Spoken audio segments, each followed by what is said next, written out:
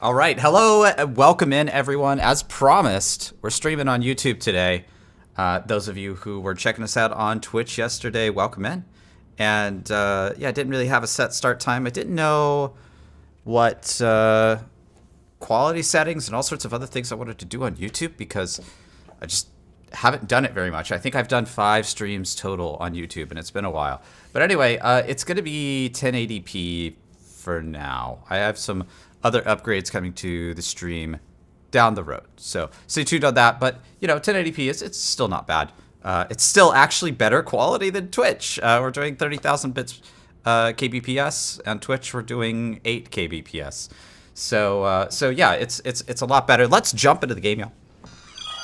Let's see, does this work? Oh yeah, this works. Necro Super OP is early game. Hey Jeff, how you doing?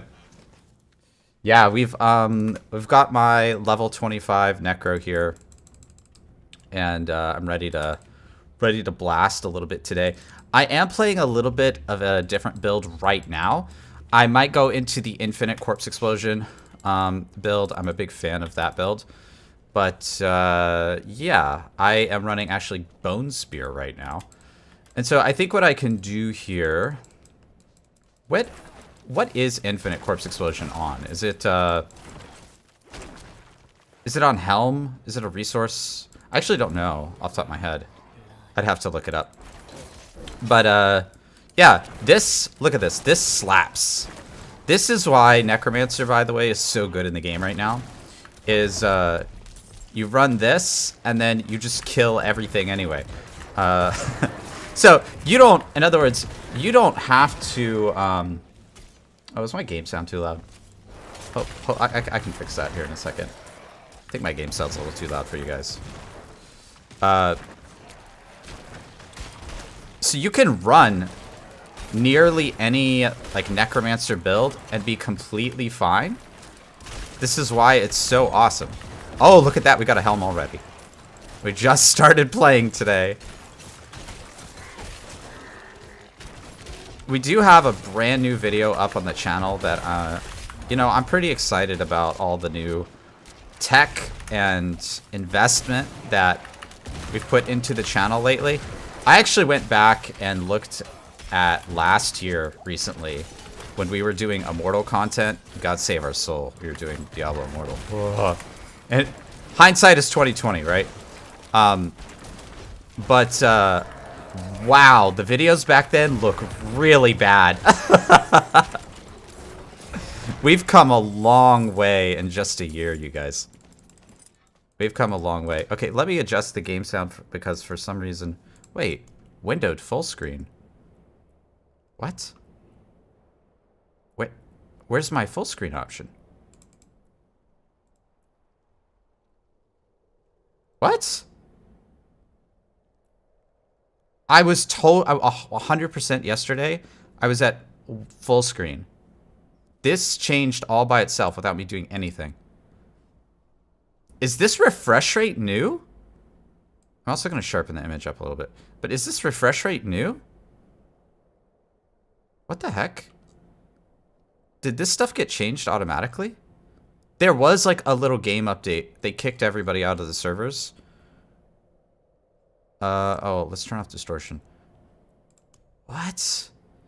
Did it, like, mess up my settings? No, my master volume is still at 15. Let's bump that down to, like, 12. Here, this is a good test. There we go. That should be a little bit easier for you guys.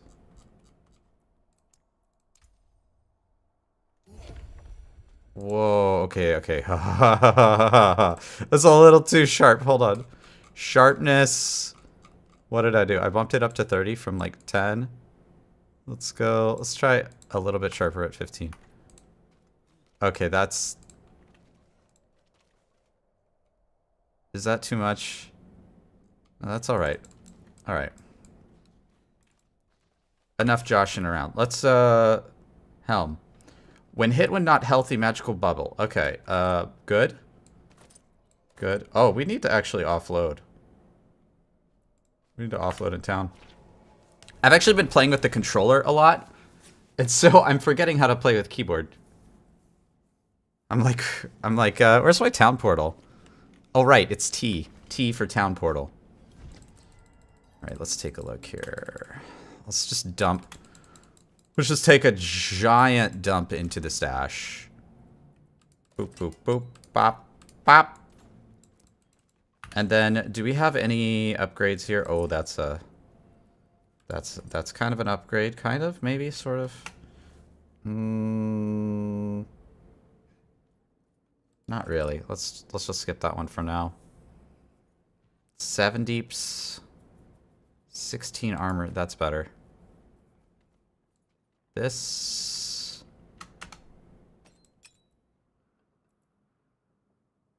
Life regen cold damage.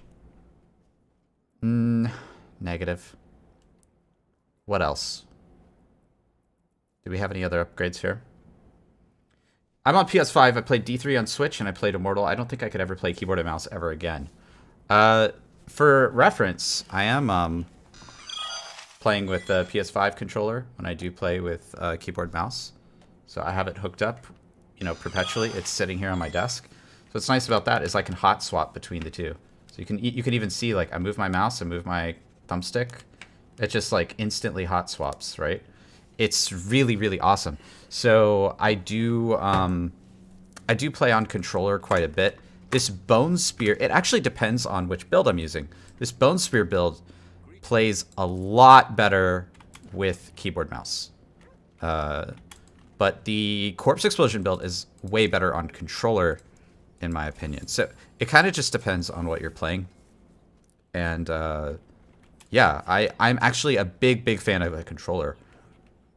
It's very specific to which build you're playing, though, right? You could be playing a build that actually really doesn't care about that at all, and so you have to be careful. Sometimes you'll pick up a build that's not really correct for that kind of play. So I think this is on pants. Heal. Heal. Ooh. That's nice. Ooh.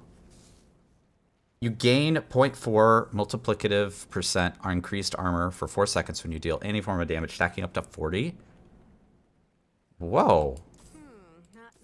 It seems your prayers have been answered. Very nice. I am a big fan of that. One thing I'm not a big fan of is when you go in town, the camera is like actually zoomed in a little bit, and I do not like that. That's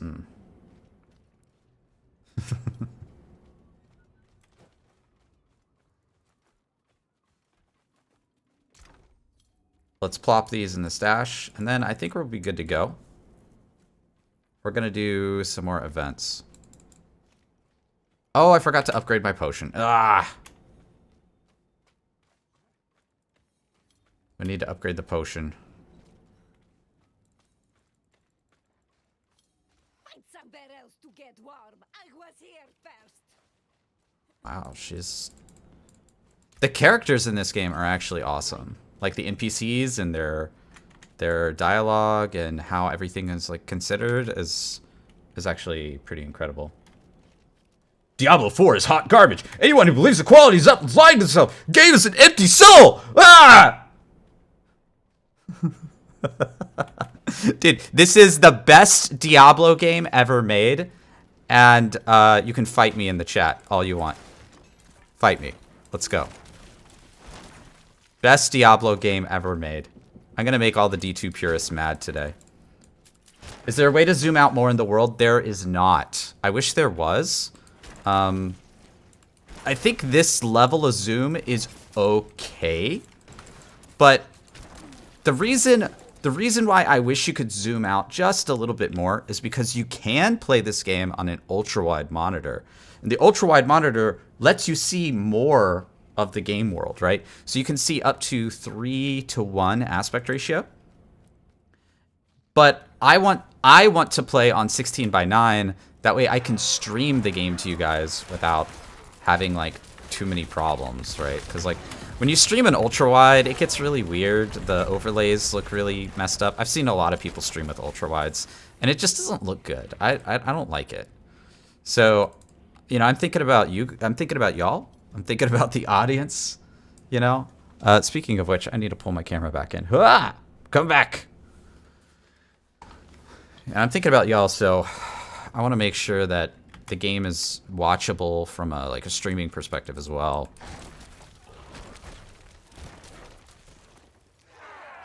So yeah, I agree. I wish there really was a way to zoom out more. Do you get lag in Kyovashad? I'm having a problem when I teleport. Yeah, so the game has a lot of latency right now when you load up new areas, and particularly areas that have a lot of players in them. Hey, OG Hawkeye 23, thanks for the follow. Oh, I still have all of... Oh, shoot. I still have all of my follows and stuff hooked up to Twitch instead of YouTube. Oh, yikes. Well, I'm gonna have to fix that later. So if you guys see follows come in, they're actually following from Twitch, not from YouTube. Apologies. So if you do subscribe, just let me know in the chat and I'll thank you personally.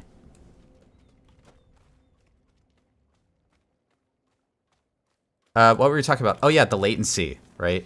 So latency in the game right now, I mean, it is a beta, right? And specifically, the thing they're trying to test in this beta, mostly, is they're trying to test the server architecture, right? So, for the most part, did you see I just rubber banded there, right? And it said, like, Fractured Peaks, +5 renown, area discovered, whatever. That's because it was loading in a new area, and my character was actually, like, from a server perspective, like, teleporting to a new area in the world. You know what I'm saying? So, what that means is that they're putting a lot of, like, extra load on the server right now, on the server architecture. And they're kind of doing that on purpose, such that they can test that when the game comes out, it's not going to all break. So the fact that when you enter Kyovashad is particularly bad because it's like one big city, right? So the fact that when you enter Kyovashad and you have a whole bunch of latency is A, caused by the fact that there's a lot of players there, B, caused by the fact that you're entering sort of a new area, and C, caused by the fact that Blizzard is actually actively testing out their code so that the game can handle that sort of thing at launch. If all of that makes sense. So there's going to be some latency in this beta that should be sort of like expected right now, and is probably not what you're going to experience once the game is actually out for a little while. But on launch day of like any game like this, the launch of any gigantic game like this, come around June, it's going to be a laggy mess, right? Like there's going to be a bazillion people all trying to play the game all at the same time, so it's going to be just a hot mess. If you buy it on PC, can you play it on console too, or do you need to buy it on console too? Yeah, so two things there. So first of all, yes, you do need to buy 2 copies of the game. However, when you do buy 2 copies of the game, you buy one for PC and you buy one for console, and then you can play with the same characters and account and all of the same progression, the same friends across both PC and console. So you see what I'm saying there, right? So like you literally can cross-play and cross-progression on this game, but if you want to play on both platforms, like for example, let's say you want to play, you know, on PC, and then you want to like move to your bedroom where you have an Xbox set up, and you want to relax there and have a drink there instead, and you want to play the same game, you can play your same character. You just need to buy a second copy of the game. And that also includes like anything that you might need special on console. Like I know I'm playing on PC obviously, but I know on console a lot of times you have to buy some like premium Xbox thing or premium PlayStation thing or whatever it is in order to play online.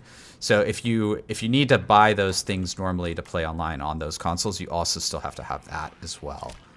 But yeah, you're still accessing the same characters, and you can still play cross progression, right? So you can have a party of one friend on a PS5, one friend on an Xbox, and one friend on PC, and another friend on a PS5, right? Those are the only 3 platforms.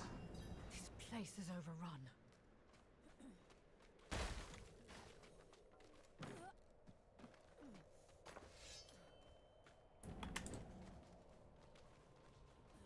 So I think like Blizzard got like a lot of flack, I think unnecessarily, for how they sold the collector's box for the game, right? So the game has like a separate collector's box that you can buy for $100. And a lot of people were saying, well, why doesn't it include a copy of the game, right? That's kind of weird. And the reason why is different people might decide to buy different editions of the game, right? So you might decide, hey, I wanna buy the standard edition for PC and for PlayStation because I want to play on both platforms, as opposed to I want to buy the Ultimate Edition just for PC. And so if you sell the collector's box as like a separate product, then it allows people the flexibility to do that. And so I think it's actually pretty smart what they did with the collector's box, but I think most people don't see that. I think most people are just like, game not in box, why bad? Yeah, like, and you know, gamer's gonna game, right? And so we get to avoid those problems that you would otherwise have, I think, by the way that they've packaged it. Yo, Darth microtransaction in the chat. Yo, what's up, DM? Look, how are you doing today? I recently saw your video, man. I hit you a Discord message there, but I hope you're doing a little bit better, or you know, I know that struggle as well, man. Like I know figuring out how to live with stuff is tough, man. I'm always here for you. If you ever need me, man, just throw me a DM. And if I'm not like in the middle of work or something like that, like I'll happily grab a drink and listen on Discord to anything you have to say, man. Anytime, okay?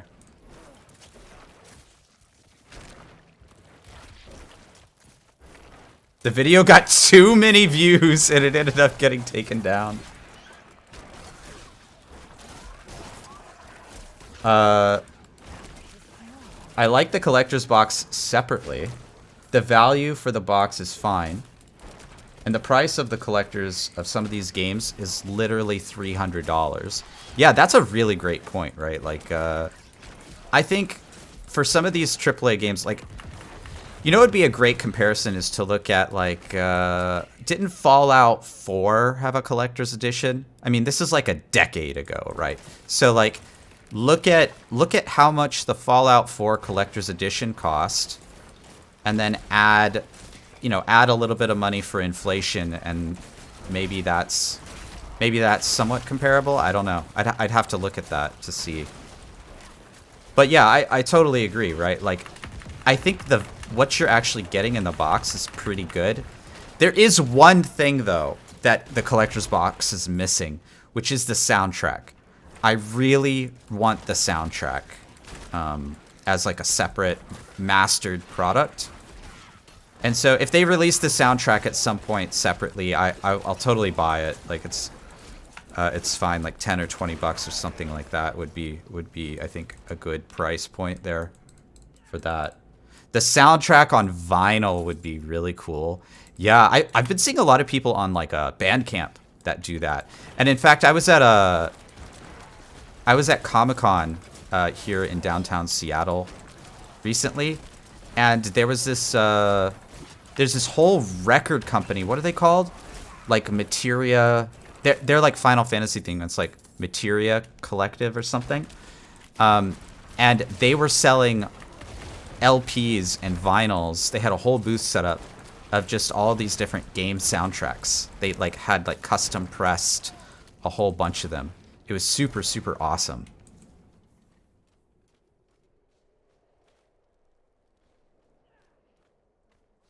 You have RuneScape on vinyl? Yeah, man. Oh man. Listen, I actually have never played RuneScape. I know maybe that is both a good thing, but I actually watch a lot of RuneScape YouTubers, because you know that's like my genre of interest, is like people who are doing weird hardcore runs and Ironmans and all sorts of things. Like it's actually very Diablo in a way. And so yeah, there's this one guy, I'm sure you're aware of him, Settled. I really like his content. He has some really great content. His whole I forget what his character name was. Yeah, he did this whole like Mauritania only Ultimate Iron Man series. I forgot what it was, but I watched that whole series, and it's like 30 hours long or something.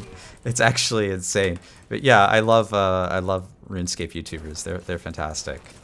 SwampAlex, there it is. Yes, SwampAlex. The guy has a great way of telling a story, man. I gotta admire that.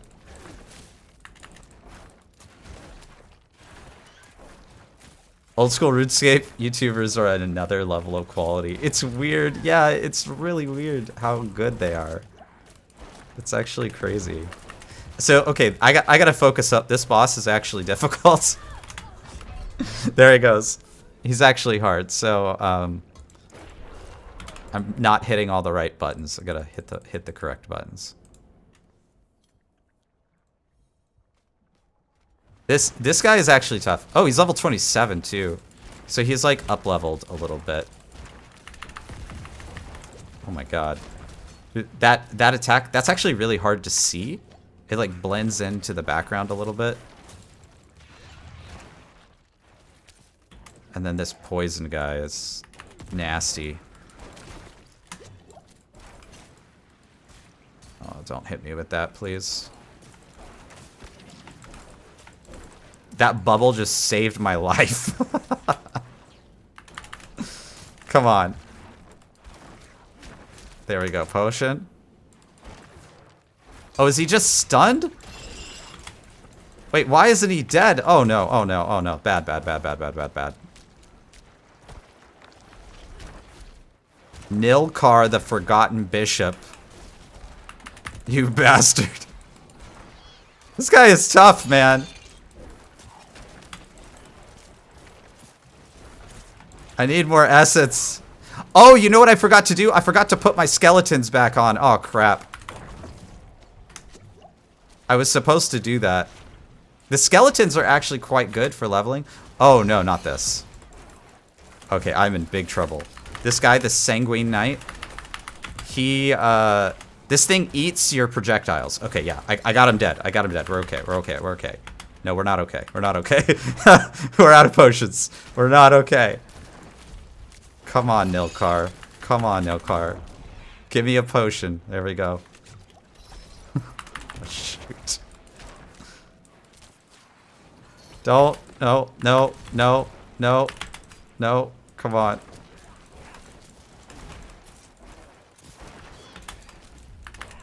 Got him. All right.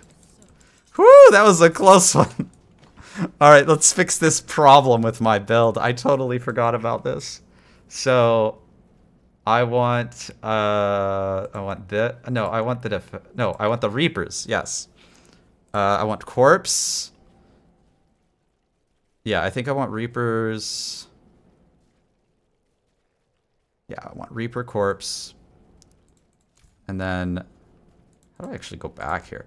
Mages, I also want, I think, Bone. Yes. Yes. Here.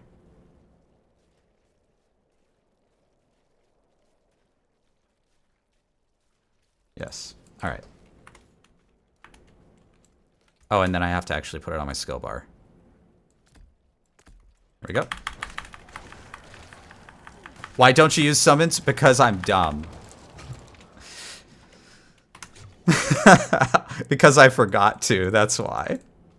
So we fixed that. You're trying hardcore Druid? Oh no.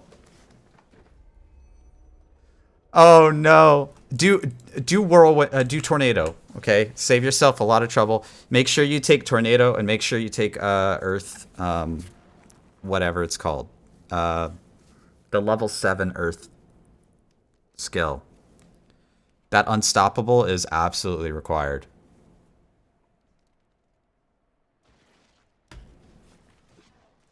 Necromancer's wildly OP. I went 6 levels without putting a single skill point or looking at gear because everything dies so fast. I wouldn't say that they're like wildly OP. I would say that they're... I think we have to add a qualifier to that. Their leveling build is wildly OP. I mean, this whole beta is just leveling. It's just the leveling stage of the game, 1 to 25, right? And after 25, you start hitting the mid game, right?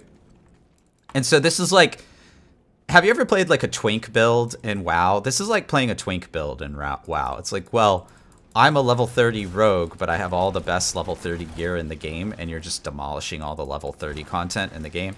It's kind of the same thing, right? So it's one of those situations where the meta at the like high end is probably going to be entirely different, and what we're experiencing now, while very cool, it's only really the leveling part of the game. And if people enjoy this, it'll be a very, very small percentage of the player base at launch. I played a Druid to level 25 and he feels like dog water. I mean, as long as you play Tornado Hurricane Druid, Druid's actually fine. But and I actually just put out a video on this DM. But the problem is that, one, Druid has the biggest skill tree in the entire game, and two, a lot of its sort of like fantasy archetypes don't work, right? So like, okay. So like, let's say you want to play a fire sorceress, right? And you don't know, you don't read the skills, you don't know what unstoppable means, right? You just kind of look at it and you're like, oh yeah, fire, go burr, right? And you're happy with that, right? Fire, go burr. So you make a fire sorceress, and guess what? Fire sorceress works great. It's the same thing if you pick a cold sorceress or a lightning sorceress. It works good enough where you can level off of it, and you're just theming, right? You're just like, lightning skill. I like lightning skill, bzzz, right? And that works pretty good. But for Druid, if you're like, I want to play a bear build, or I want to play a werebear or a werewolf build, or I want to play, I don't know, I want to play whatever kind of build. If that build is not Tornado Druid, then you have just made a terrible mistake. Like if you take all of the werebear skills, werebear is probably the worst, like in terms of archetypes, it's probably the worst leveling archetype in the entire game. I'm not even joking. At this point, I've played pretty much every leveling archetype for every single class. And werebear is probably going to be the worst for leveling. It's so bad. Yo, Dean, welcome in. Just saw that video. Yeah, man. It's a bad situation for Druid right now. I actually like I just before I started the stream, I logged off on my Druid. I don't think I'm gonna. Oh well, I do need to do some Druid recording for like some other projects. Insert secret things here. So I will be playing him, but only just to like capture a few things here and there, not to actually like have fun. I'm not going to be having any more fun with the Druid this beta. It's done. I sat there and slogged through a bunch of different leveling builds just to try them all out to see if I was crazy, right? Because I was talking to all the other boys all the other Max Roll boys, and we were like, is this bad? This is bad, right? We were all talking about it, and we were like, yeah, actually, no, this is good, this is bad, this is good, and we were kind of talking about it. So, yeah, it's in a bad place. So play Necromancer. You're gonna have a lot more fun, at least right now.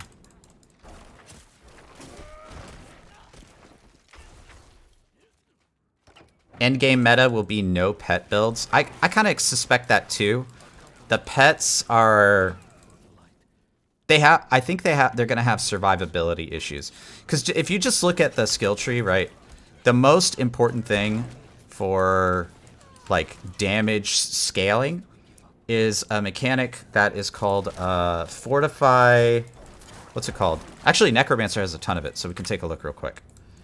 Fortify on life percentage, right? So like this, right? Drain vitality. Hitting enemies with blood skills has a 25% chance to fortify you for 2% of your base life, right?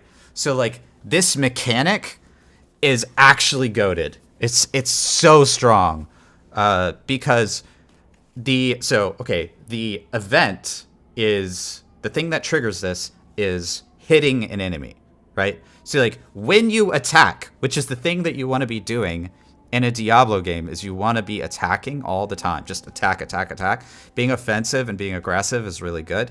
So you trigger it just by hitting an enemy. You're already doing that, so perfect. With a blood skill. Okay, so you have to use a blood skill. Okay, that's fine. We can figure out a blood skill. There's some really good blood skills up here, namely Blood Surge and Blood Lance. But guess what? Blood Mist is also a blood skill. So there's lots of opportunities there.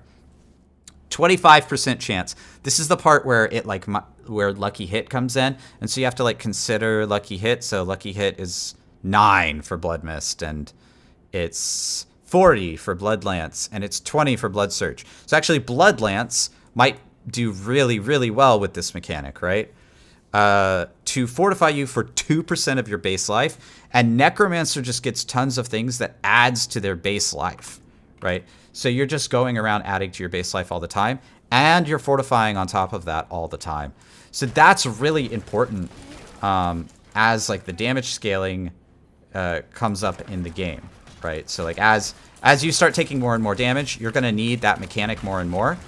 And what's really notable here is that your minions don't get Fortify ever. They can't, right? Only you can get Fortify. So your minions are probably just going to die as things get harder and harder to kill, right?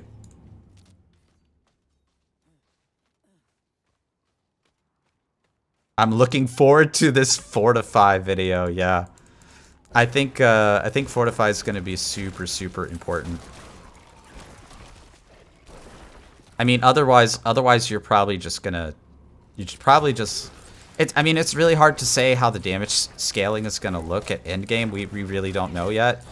But my guess is that if Diablo 3 is any indication, right, is the damage scaling is gonna get really out of control, and if you don't have any sort of mitigation, that you'll just die. You'll get deleted instantaneously, you know what I mean?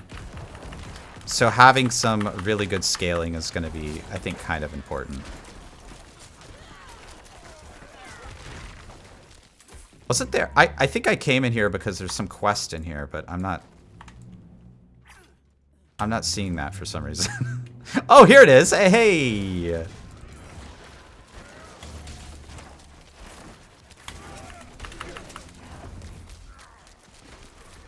I'm not exactly sure why I have this on my skill bar right now, but you know, it does good things. Why is this guy a skull? Isn't he just... Oh, no, he's actually part of the objective for this dungeon. Okay. So they make him a skull in the minimap. Got it. There's the key. And now we can go into the door.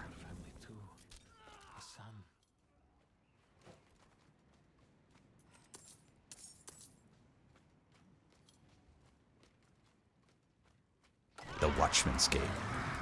Look how fast the door opened, guys. Yes. So, okay. So if you're not like a Diablo expert, let me explain to you what just happened, okay? Doors in Diablo games are usually the final boss of the entire game because they take forever to open. Or like, not all of them, but like in Diablo 3, the Ruins of Corvus is very famous for how terrible they are. And just doors are actually, you know, there's probably a whole class of video game design on how to make doors. Like, I'm not even kidding. Making doors is actually really, really hard. If you ever get some time with a game designer, right? Like if you ever go to something like BlizzCon or you see somebody at PAX and they're a game designer, that's a good question to ask, right? Just ask them like, hey, tell me how you design doors. Tell me all about doors. I want to hear from you. Like, is it hard to design a door? Like, how do you get in and out of the door? How do you transition between different areas? What is a door really, right? Doors are actually a really hard subject when it comes to video game design and development. And you would not expect that, right? You're like, it's a door, it opens, right? No, doors way hard. They so hard. For the record, stairs too. Stairs are also really hard. And stairs and slopes too. But doors in previous Diablo games are just so wonky and crappy, and in this game, I have had 0 door problems. So like when these doors open and they're just like squeak and they fly open and they're instantly opened and they just work and you walk right through them, it's delightful. It's actually amazing.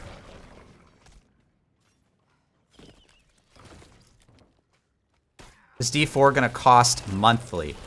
If you're on console, you have to have the console subscription to access it, just like you would for any other online game. But like on PC or whatever, no. It's a purchase once kind of model.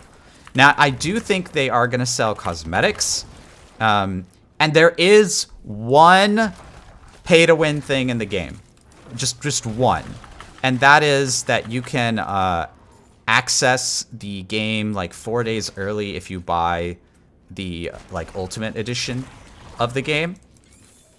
But that isn't a season thing, right? So season 1 doesn't start when the game starts. So the pay to win here is you're not even getting access to a competitive environment. You're just literally what's going to happen is you're going to be able to log into the game early, and then the game servers will be down, and they probably will your character's going to get booted 100 times because there's so much latency in the game and so many people playing the game.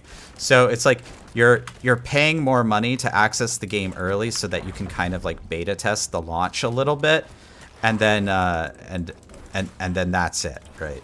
So it's not even really pay to win so much as it is, you know, just a little bit of early access and, you know, rip your connection a lot.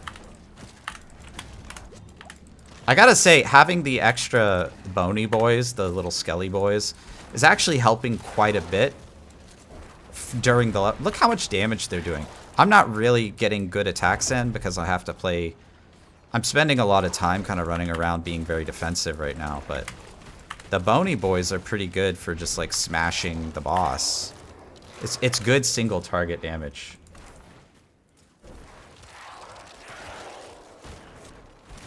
Your stream is lagging. Sorry for late comments. I'm also not reading chat very well because my chat is like way over here. I have to like turn my head 90 degrees.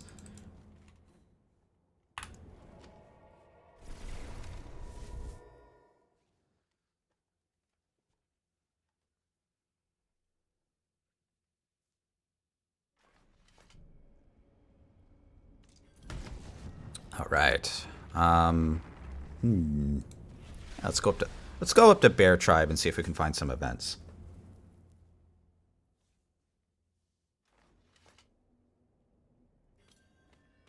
Man, I really do not like the zoom level in town. I'm not a fan of that.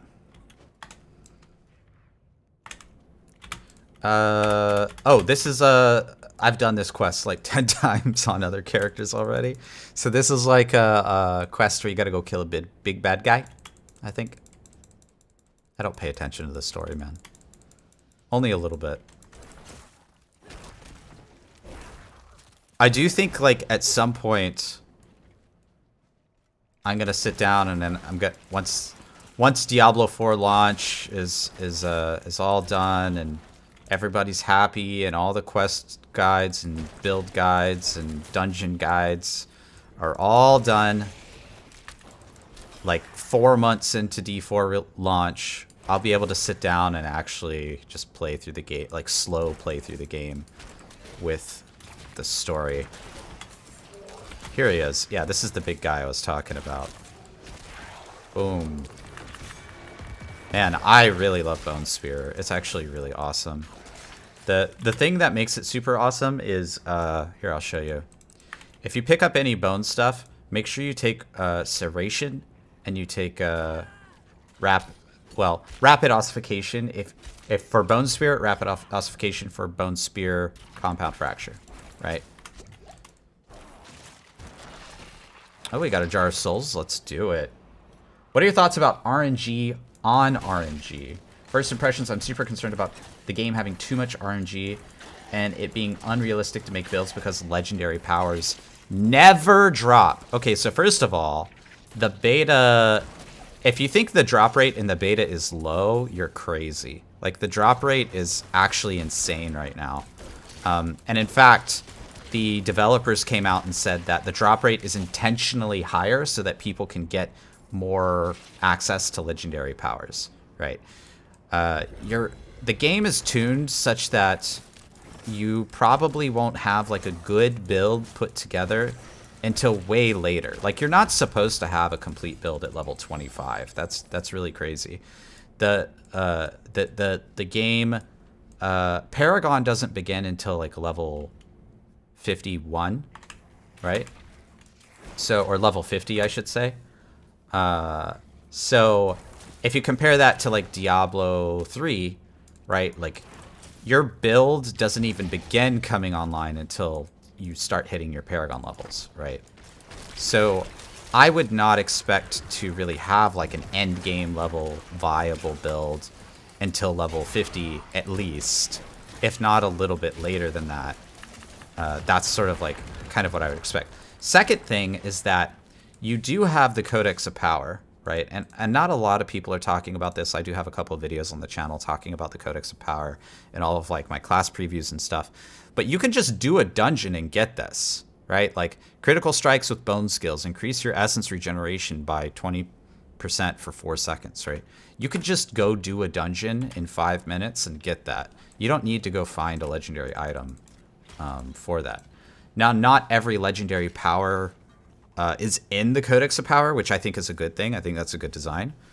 But if you just need a build, then just go do some dungeons and go to the Occultist and upgrade some of your rare items into legendaries, and you'll be good to go, at least for the leveling process, right? So after you're done with the leveling process, that's when the real game begins, right? When you're done with the campaign and you're sort of in the post game and like all that kind of stuff. And the fact that the matter of the fact is that we don't know enough about the end game right now to really predict any of that. There's obviously a lot of like Monka TOS kind of beta stuff that's out there that you can go find on your own. But the thing I have to say about that is that so we played that all the Maxwell guys. We played this game for hundreds of hours back in the press preview, which was basically the same content, right?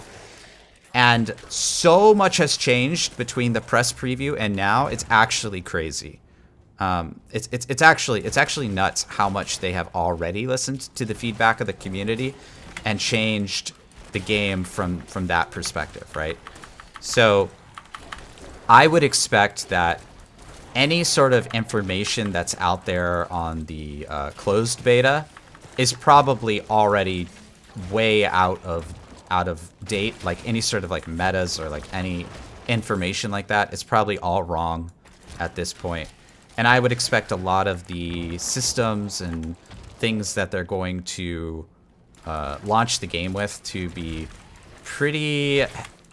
either have some pretty heavy changes or to have like completely new stuff that we probably haven't even heard of, right? The same thing happened back with Immortal and even Diablo 3 back when that game came out a long time ago as well. Oh, hey, Drathar in the chat. Yo, how you doing, man? Good to see you. So yeah, right now, I think that, just to wrap this one up, right now I think the RNG is probably fine. But we're going to have to see what it is at launch because they obviously have the legendary tuning like way too high right now. So hopefully they pull it down based on what they've said like on Twitter and stuff. Ooh, Bloodlance. I do want to try a Bloodlance build. I kind of feel like Bloodlance needs a legendary power or two to support it to be really good. I don't have any issues with Necro. I had full summons, Bone Spikes, Bone Spears. I took a lot of passives, close, far damage. Necro is walking over bosses in seconds. Yeah, it's very strong. Especially the single target is really good. I'm mostly worried about minions at endgame. Yeah, I agree, right? Like, here, let's look at the skill tree, right? Where's the minion stuff? Look, no minion stuff. No minion stuff. Wait. Nope. Nope. Oh, minion node. Skeletal Warrior Mastery. The rest? Nope. No minion stuff. Oh, one minion node, right? No minion stuff.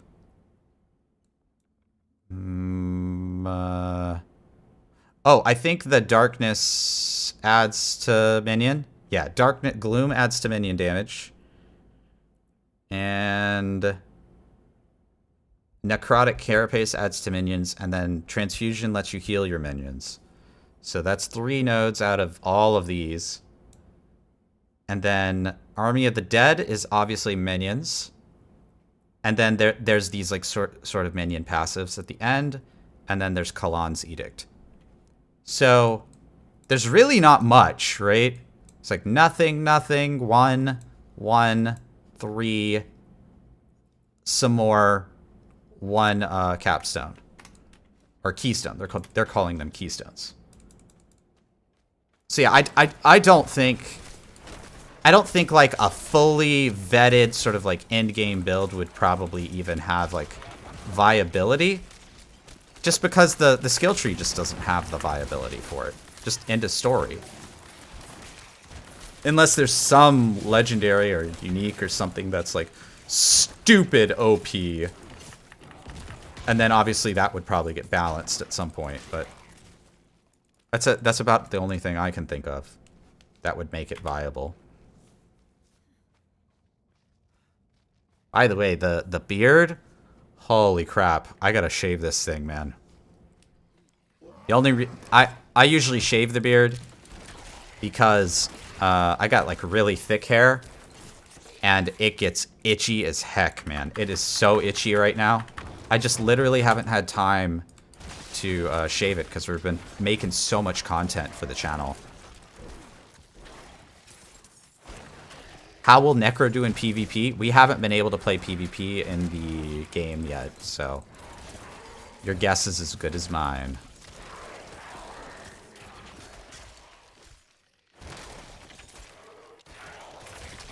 You do bring up a good point there, though. The Necro, one of the weaknesses of the Necro class is it has no movement skills whatsoever. In fact, the movement skill it has gives you slower movement speed. Look at this. Your movement speed is reduced by 20%. So, yeah, that's actually a big concern, I think, later in the game, because one of the core tenets of playing a Diablo game is efficiency, right? Like, especially at endgame.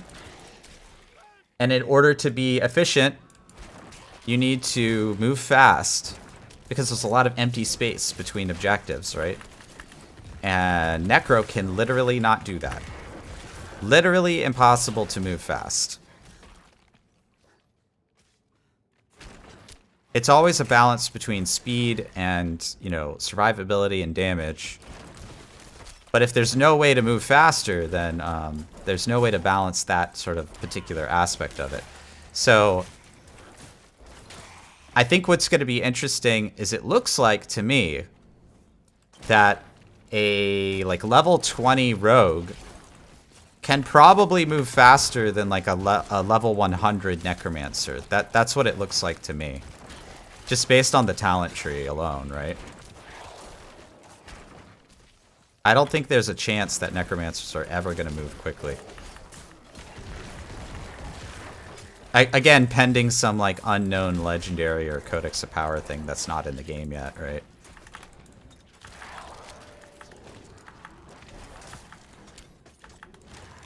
Is Maxroll making a guild for damage?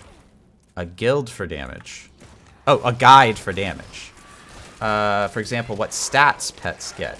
What about conditional damage, like damage to melee? Yeah, I mean, all of that stuff is usually included in our build guides, but we do also have like sort of like specialty guides breaking down mechanics. Now, one of the things, and we talked about this back when we were doing Immortal, right? One of the things that is very obvious is that Diablo 3 is a game that is heavily, wildly understood. The game is heavily data mined. People understand like the game mechanics down to the very FPA that the server runs at, right? It is very, very well understood as a game from a mechanic perspective. Diablo 4 is not going to have that for a while. Even the folks who, I know there's probably some data mines and other things out there already, but even for those folks, that sort of information is still pretty like not analyzed, right? Like even if you have the data, that doesn't mean you understand what it means or how it works in the game. And the other thing that we've discovered a lot is that the data will lie to you, right? So like if you look at a tooltip, it'll tell you one thing, but the reality is probably very different. And that happens a lot. Even if a developer, right? Even if like literally like the lead designer of the game is like, Echo Hack, the way that this works is XYZ. Like you really can't trust that information so much because there's a good chance that they're actually wrong. And so understanding the mechanics from a very, very, very deep level is something that's going to take a lot of time. And that's just something that we're not going to have, you know, even at launch or even months after launch. It's going to take a while to get that sort of information and to sort of for the community to deeply understand that sort of thing. Even games that have been completely min-maxed, like WoW Classic or like StarCraft 1, these days are still getting meta changes. So like that kind of stuff can still change like even after sort of the initial ramp up phase, but definitely there's going to be a heavy phase of just changes all the time where people figure out all sorts of problems and bugs and meta shifts and all sorts of things.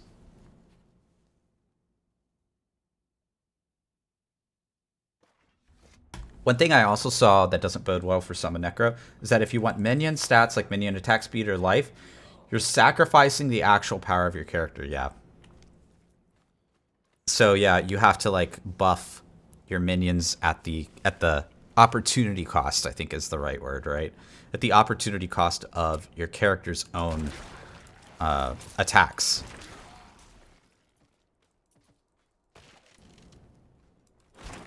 Do you think Blizzard should provide a test dummy? Test dummy would be nice. There's a lot of good reasons to have a test dummy.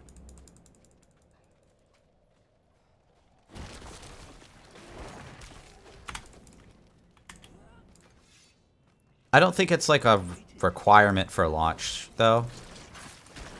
It is something I'd like to see them do eventually. I like this event. This event is cool.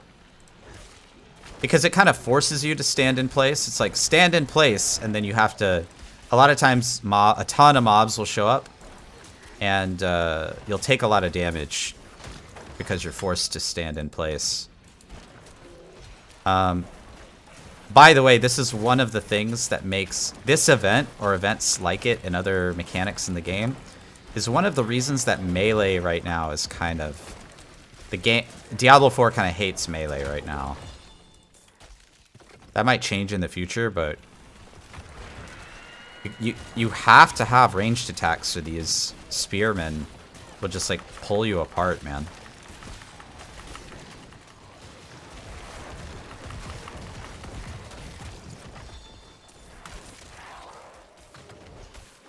And if you don't, if you're out there like fighting the spearmen in melee range, then you're not standing on the objective. And if you're not standing on the objective, you don't get the mastery bonus. And if you don't get the mastery bonus, that's less loot per hour. So, you know, rip melee, right?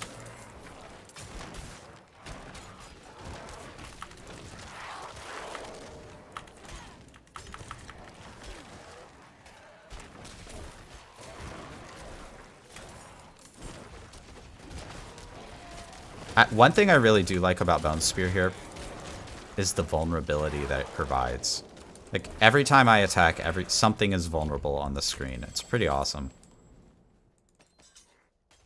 How are we doing on O-balls? 190?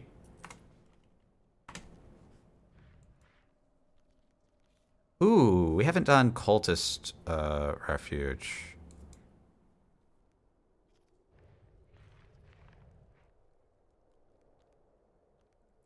Let's go do Cultist Refuge. I don't think I need the reward from it, but I would just like to check it off the list of like, hey, I did this.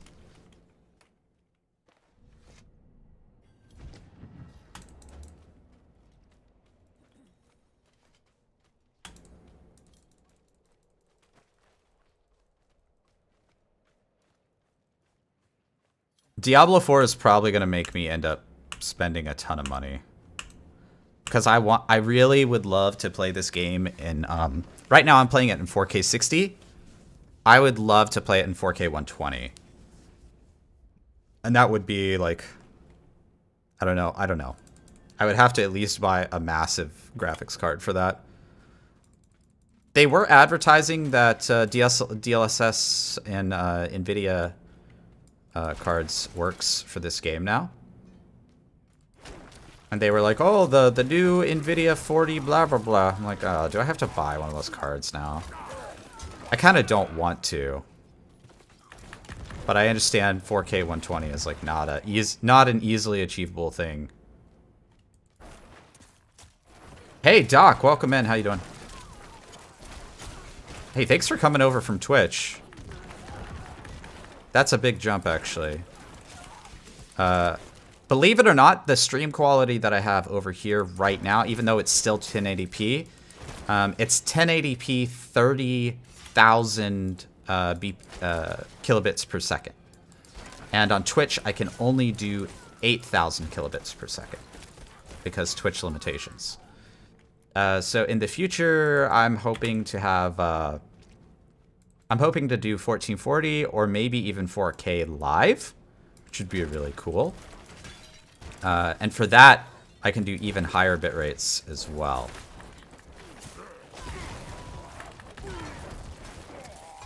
That's one reason I've gotten more and more interested in YouTube streaming over the last 6 months to a year. I've just been like looking at it like, they added this, or like, wow, you can stream up to 51,000 kbps now, which is, it's actually pretty good. Like, these are things that allow you to like stream in 4K, for example. You can't even dream of doing that on Twitch, right?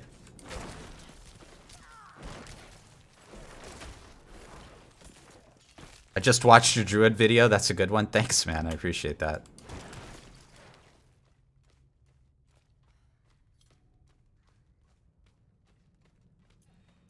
If you want me to be honest, I woke up in a cold sweat, and because I had finished leveling my Druid last night, I woke up in a cold sweat, and I realized, I was like, oh my god, I gotta put a video out because it's so bad.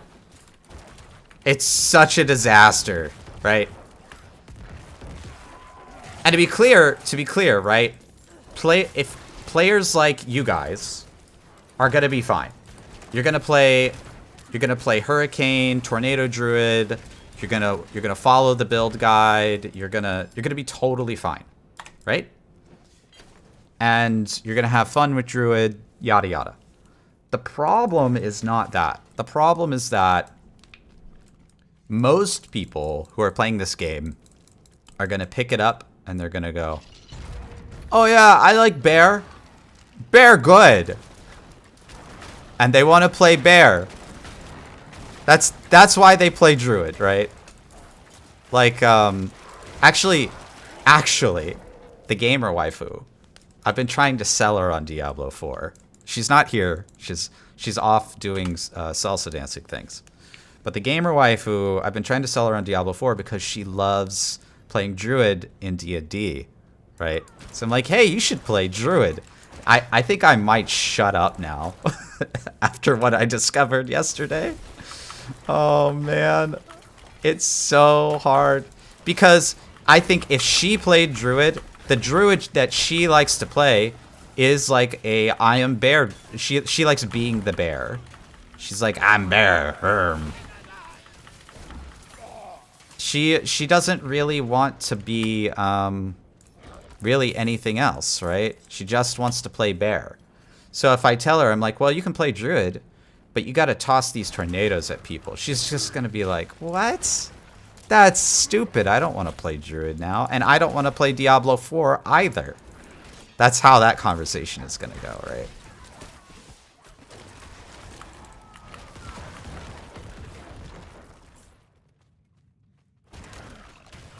Nice beard. Oh man, I gotta shave it. It's so itchy. It's actually driving me crazy. I don't like it.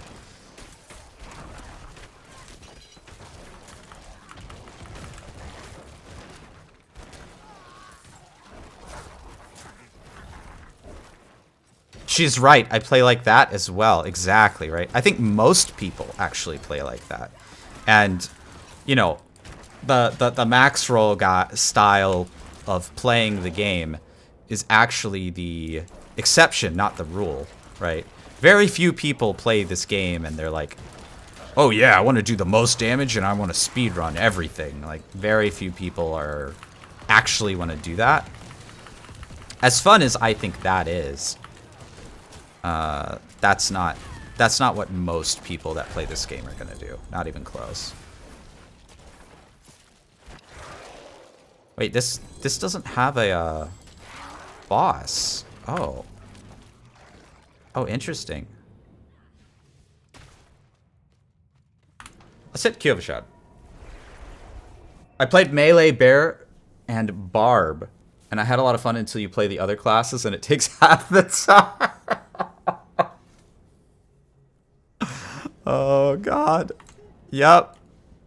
Yeah, it takes half the time to play any other class in the game right now. It's completely correct. Do I have collections, codex of power? Do I have anything here? My class. Injured, bone prison, Nova, elite, bone skill. Let's go put that bone skill one on. What is that? That's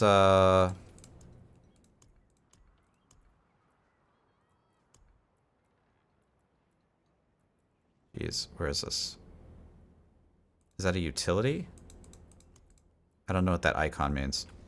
It's a resource. So I think that means it can go on Helm. And then what do I have on Helm now? I have the bubble. Okay, I don't care about the bubble. So...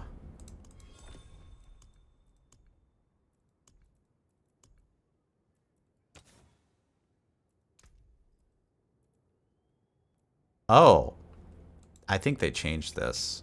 I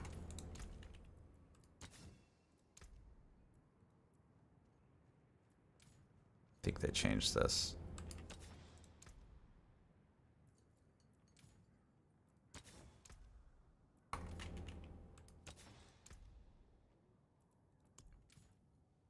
So, resources only allowed on these? Oh. Wait, what?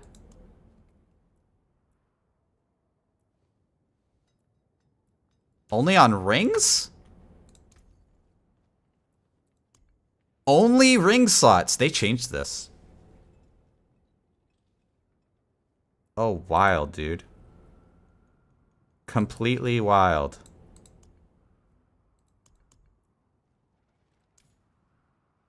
Okay. That's interesting.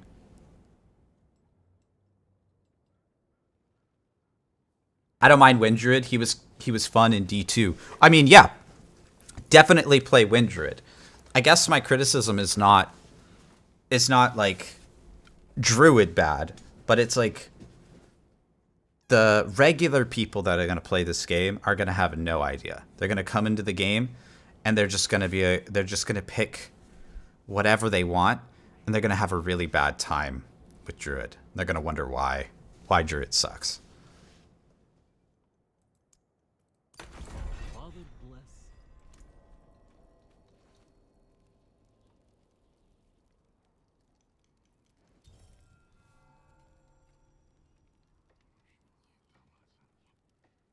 So that's actually good. Oh, this is actually good. A couple of these are good. This is better vulnerable damage. Okay. Oh, this is Bone Spear.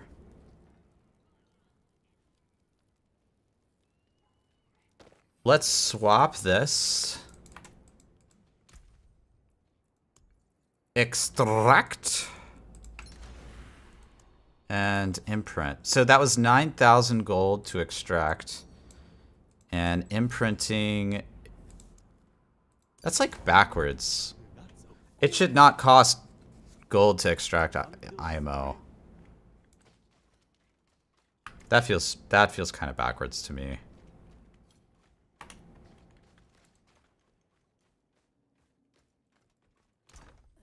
That's kind of weird. Okay, let's stash these two things and then we're gonna dunk on the rest of this. I don't know how to explain my feelings about Diablo 4's combat, but like Diablo Immortals better. I know maybe I'm crazy, but DI combat is more fun. The game overall is trash. I understand what you're saying. And what you're saying is a very subtle, highly tuned statement. Right? Right, Doc?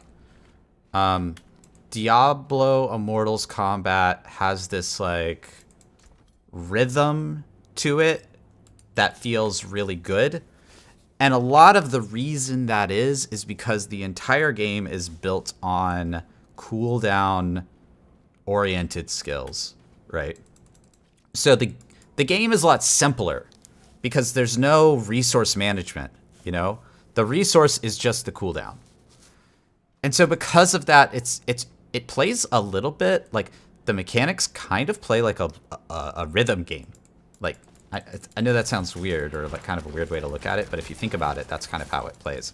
And then this game has a lot of it's a lot deeper. It has a lot more like resource-based mechanics. And so I think because of that, tuning the feel of the game is actually like going to be way harder. And it's probably going to take them some time, like a year or two. It's probably going to take a while for the combat to get into that place where it's really nice and it like feels really good, right? Where you're just like blasting, you know, especially for high level players, right? I think it might take a little while for that to occur. That said, when they do finally tune it to be that much better, the ability for it to be just like godlike is even higher, right? You're going to get into that flow state, and it's going to be even better than Immortal in that state. So in other words, the potential here, the potential here for greatness is higher than anything that Immortal could ever deliver, just because the systems around the game are more complex. There's a lot more there for you to consider when enjoying the combat.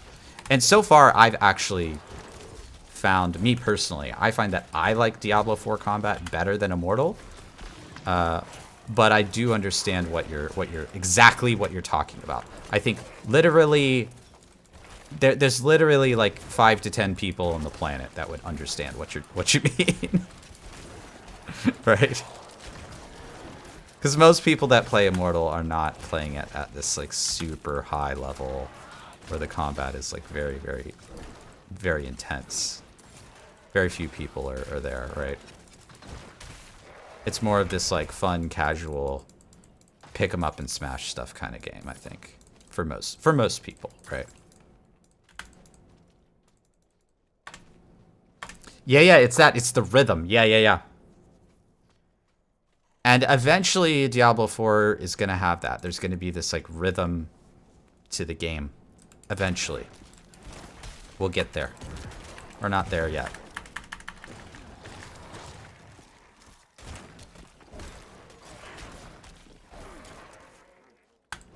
There's a few other folks. DM was here earlier. There's definitely folks that there's definitely a large cadre of folks who like have played Immortal at a high level and like understand that from like a game mechanics kind of perspective, it's actually quite good at a high level. Someone was just telling me the other day that they had like a tournament inside of Immortal where they didn't allow you to wear any residence at all, right? Where they were just playing the game without any legendary gems. They had like disabled the ability to use legendary gems entirely. And people were saying that that was actually quite good. That was actually quite fun.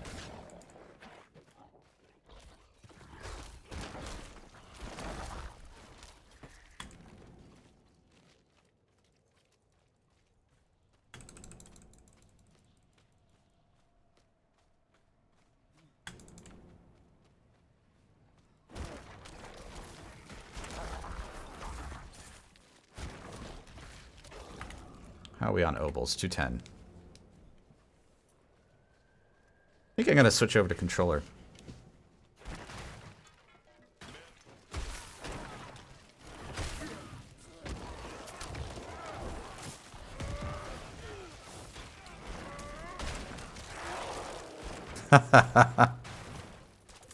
Man, I love me some bone. That bone spear, I just tossed 3 at the guy. He's a beefy boy, by the way. That little quest NPC there. He is a beefy boy. And so I tossed 3 bone spears at him and he just died.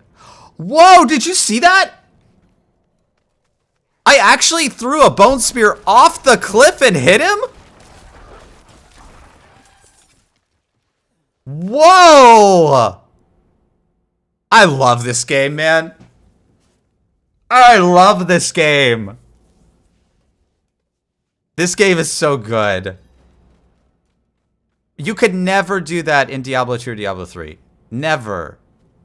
Or PoE or anything. That was awesome. Oh, man.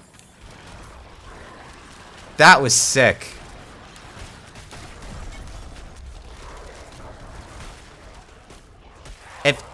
If that little interaction that just happened didn't make you excited, then you probably haven't played a Diablo game before, because that was sick.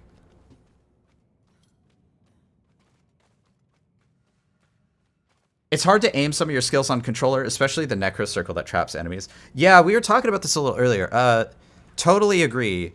I think different builds and different skills work better on different devices, right?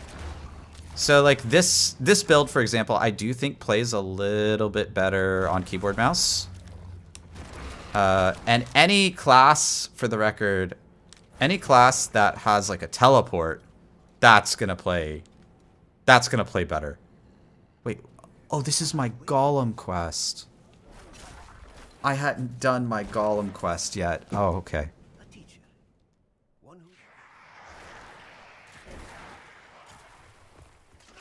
Let's go do this Golem quest.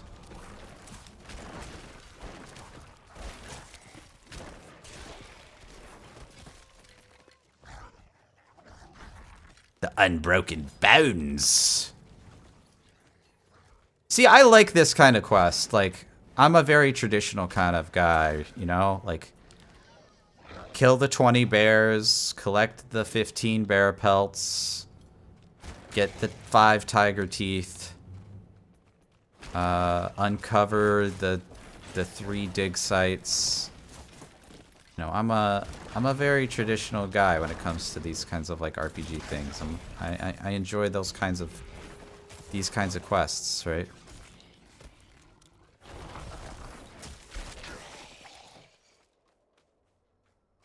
The graphics are stunning, yeah. They're really, really good. In fact, I'm only streaming in 1080p today. I still need a new graphics card or something to be able to stream in 4K. But it actually looks way better here on my monitor than what you guys are seeing via YouTube. Okay, where do we go now?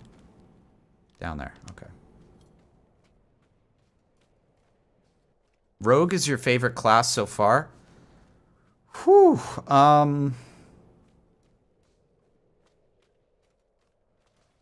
it's really tough. Necromancer, so I think I was gonna say yes, but then I've been playing Necromancer this weekend, and right now Necromancer is my favorite. Right now, that definitely will change. And for the record, by the way, like I always play the Holy class, so there's no Holy class for Diablo 4 launch, and as far as max roll is concerned, I'm assigned to the Holy class, so that will be what I'm playing, and that will be my favorite class. But at launch, no Holy class, so kind of waiting for that. That's, by the way, in Immortal, I got really famous for playing Crusaders, so that was like why I played Crusaders. I just like holy classes. That's like my jam.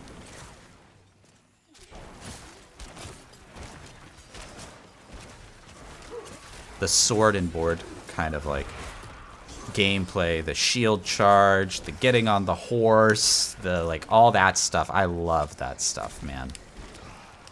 The holy smash and bash kind of gameplay is really fun for me. Necro is slow and you like being fast. Yeah. So here's the thing though, is like, if there's a way to turn power into speed, then you can solve that problem. Right now I don't see a way to solve that problem, but maybe there's like a legendary or unique or some way to solve that problem later. So we'll see.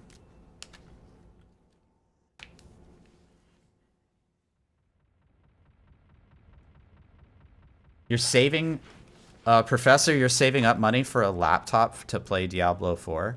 Do you have a console, man? Because you're going to be able to play this game on console. And I think what's really cool about this game is that you can play it kind of on whatever platform that you want. And then down the road, like a year or two, you can actually log on and play your same account on whatever platform that you want. So, like, let's say you, you know, you play on Xbox for a while, like a year, like 2 years, and then you're like, you know what? I'm ready to up level my game. I want to grab a beastly laptop, or I want to build a PC or something. Then at that point in time, you can actually do it later and play on the same account and still have access to all your same old characters, all your achievements, all of the things that you've earned from all of the seasons, etc. Right? So that's actually something that people don't talk about very much so far, is the sort of like long-term benefits of cross-play and cross-progression. Because Diablo 3 is obviously like not cross-play, cross-progression. And so if you get any achievements on the console versions of the game, they don't count towards the PC version. Not at all, right? You don't get the same cosmetics. You don't get the same anything, right? They're completely sort of like separate things. And that's a big bummer, right? So I think that's also a good way to kind of enjoy the game. I want to play Diablo 4 so bad. Yeah, man, I'm already dreading the fact that we only get to play this until, I don't know, noon on Monday or something like that. We're only getting a couple more days with the game. So, the deed is done. All right, so we should have a golem.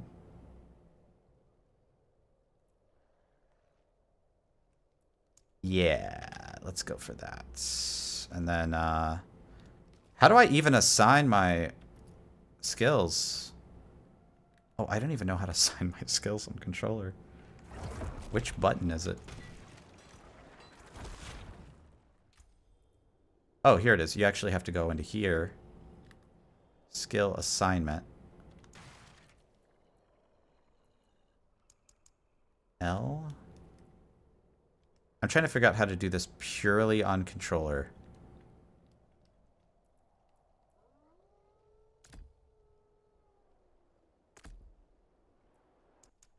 No?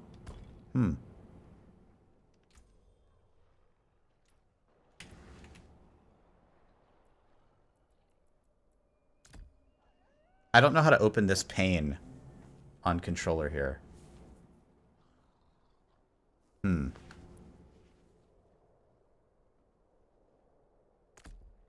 Anyway. That's how you summon the golem. You press in the left joystick. That doesn't do it. It's a good idea though.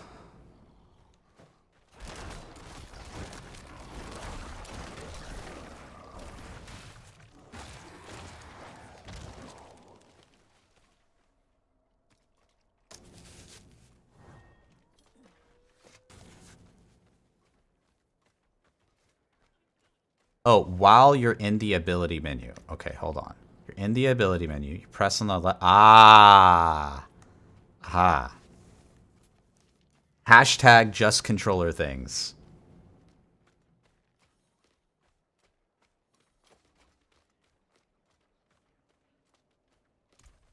Let's get the music back on. I usually have turned the music off. Where's my game menu? Hello? Oh, there we go.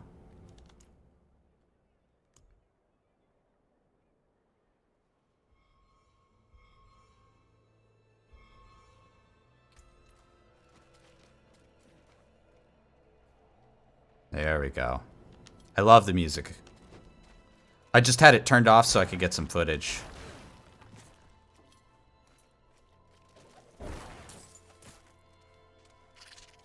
Ooh, I like spiders. Oh, there's a whole spider dungeon. We should do the spider dungeon, y'all. Oh, you know what I want to do? I want to... Who's talking right now? I want to get the... I want to get the corpse explosion blood mist legendary power. And I want to do the spider dungeon. That's what I want to do.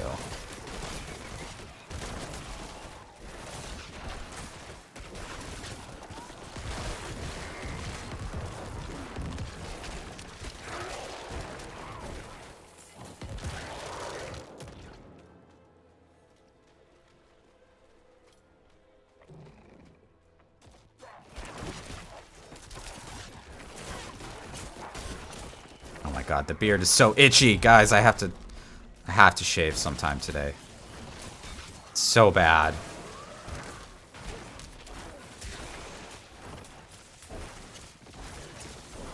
This is the price I pay for trying to make content as fast as humanly possible. Don't shave, don't shower, don't breathe. Drink water because you have to survive, but that's about it. Chris, thanks for telling me about the left joystick there. I appreciate that, man.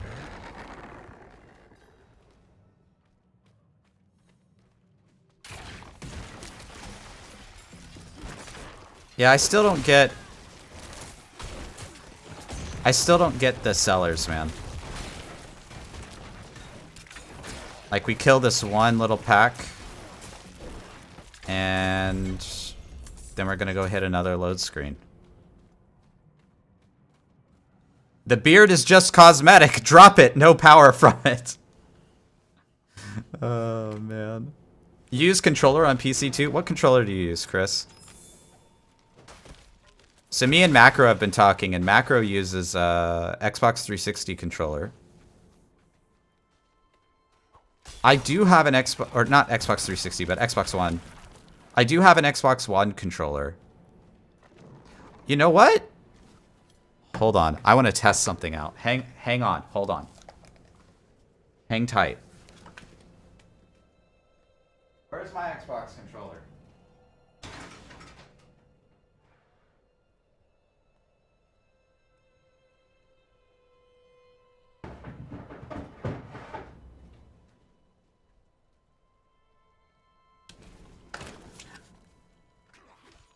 The Xbox controller was on the very top of my gaming controller box, so it was very easy to find. But we're gonna watch this, okay? Okay, look at the controls at the bottom of the screen. Okay, mouse. I'm moving the mouse. PS5 controller. Okay. Unplug PS5 controller. Back to mouse. Plug in Xbox controller. Xbox controller. Look at that! Look at that! It just works! Instantly! What other game can do that? Holy shit, I love this game. And now we're playing on Xbox. Wild, dude. Absolutely wild.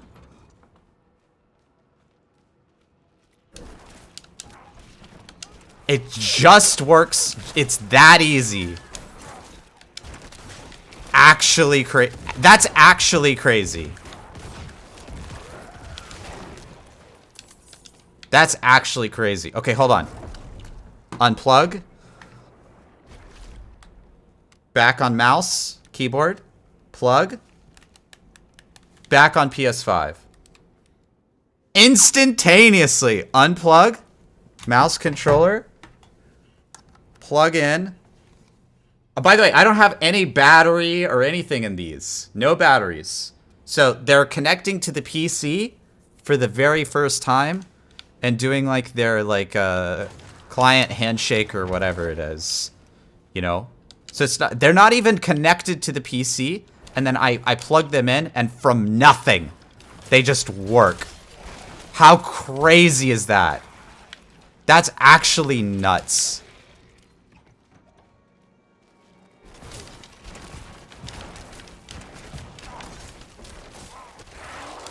You did the same thing last night? I did not do this last night. So last night, I just like moved my mouse, right? So like I have my mouse and I have my controller. And I can swap back and forth very, very easily. But they're already plugged in.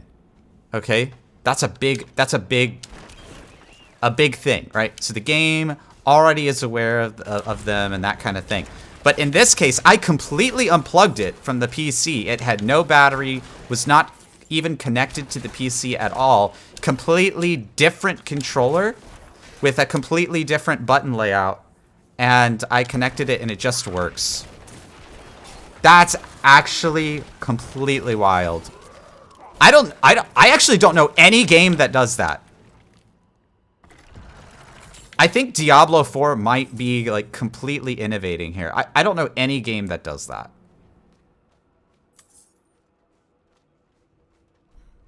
You can do that for Diablo Immortal. Not when I played Diablo Immortal. You can unplug and plug a controller in and instantaneously have them hot swap.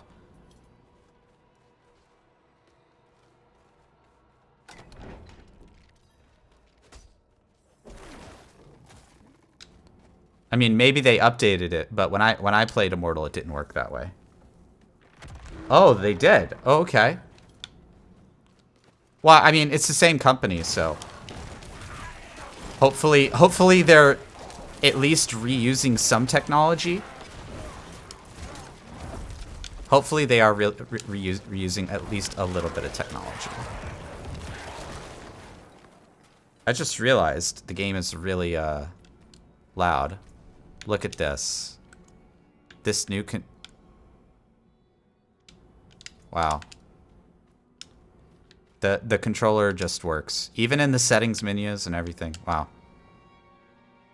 I actually find this controller a lot more comfortable. I think I'm going to play with this Xbox controller.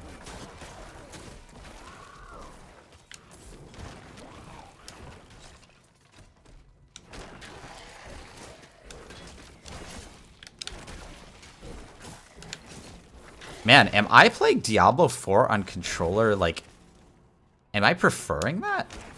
That's kind of weird. Huh. I might play controller at launch. That's interesting.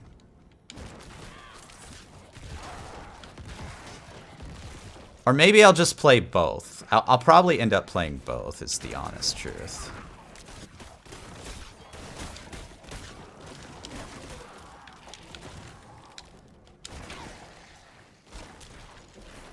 You actually prefer controller, Drathar? Why specifically do you prefer controller? Now, I really like it for the comfort and ease of use.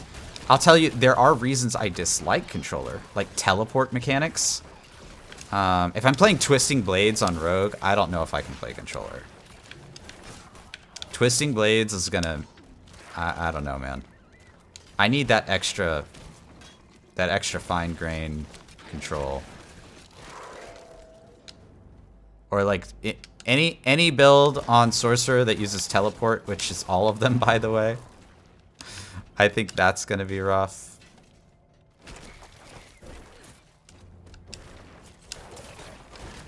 It's weird for you. It's weird for you because you've always been keyboard mouse. Yeah. Same here, right? But like, why do you prefer it? Do you have any specific reasons?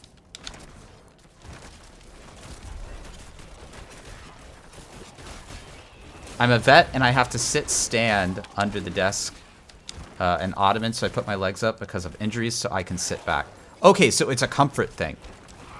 And it's not even really a comfort thing. That's more of like an accessibility thing, to be honest.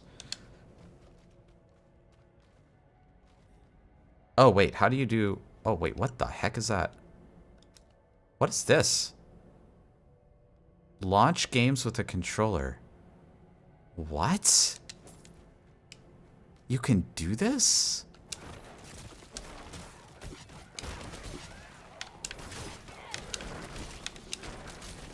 Try Bone Prison on a controller? Okay, hold on. Yeah, let's give it a shot.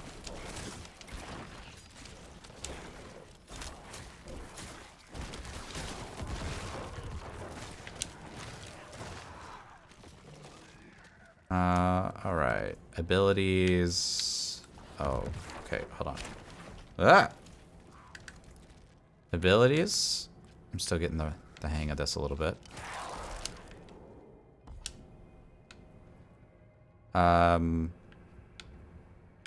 Bone Prison.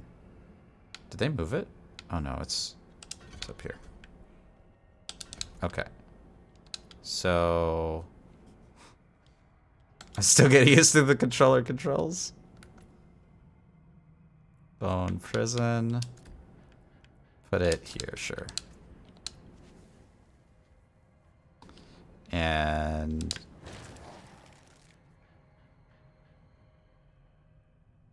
it's a comfort thing for you, Doc. I play only standing up, not sitting down. Oh, interesting, yeah. Okay, so left trigger.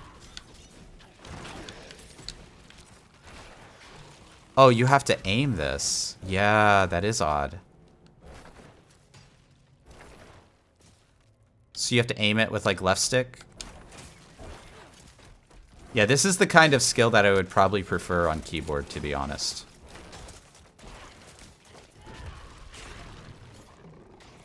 Oh, so it just goes to whatever target you have it on. Yeah, that's a skill I want to play. If I was using Bone Prison, I would play keyboard mouse instantaneously. I see, yeah. Let's give it one more shot before I pull this off my skill bar. It's like target. Target. How do I like target? Oh, far away.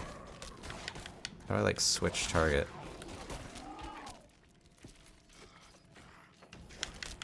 How do I like retarget?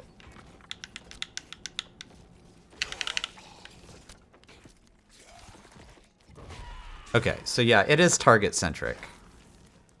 Yeah, that makes it makes sense how it works. It also makes sense why it's limited. So yeah, that's definitely like a keyboard mouse thing that I would choose. Let's go here.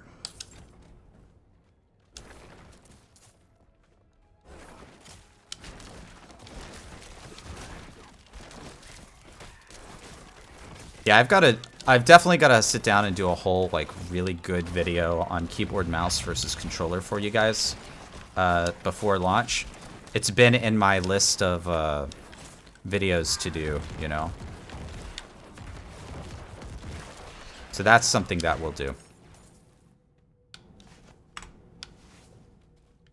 Destroy the blood. Oh, it's like still a...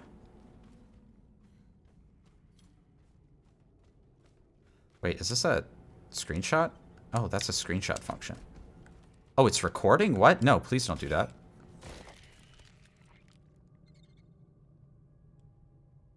Oh my god. I'm just hitting sort of like random buttons on the controller.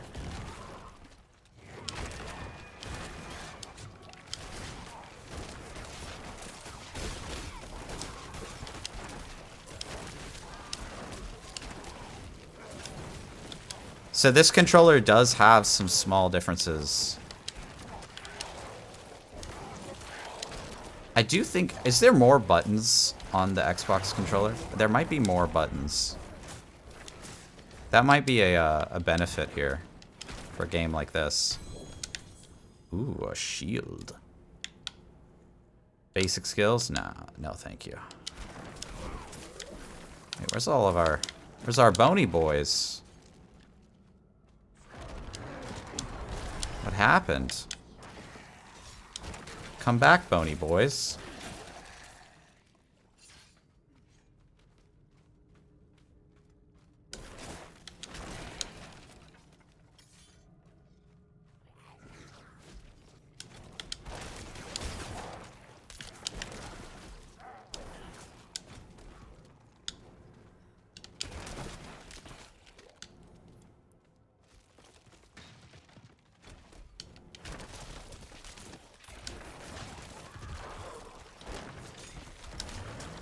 Nice. Ooh, yes. Blast wave. So I don't like the... I mean, you can rebind buttons, but I don't like the mini-map on the left button over here. I don't like that. I think it's actually the opposite of what PlayStation has. Oh no, PlayStation has the big middle chunky piece as the map. Okay. No blood skills? I guess technically I have blood mist, but I'm not really using it right now. This is a bone build right now.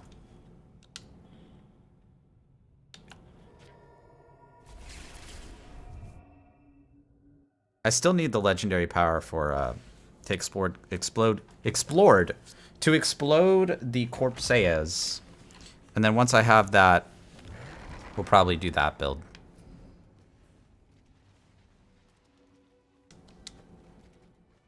Does anybody know what slot that's on, by the way?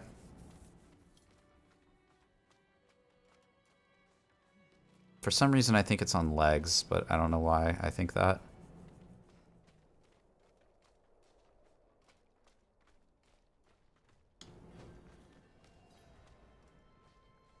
No curses? I'm not a fan of the curses, personally.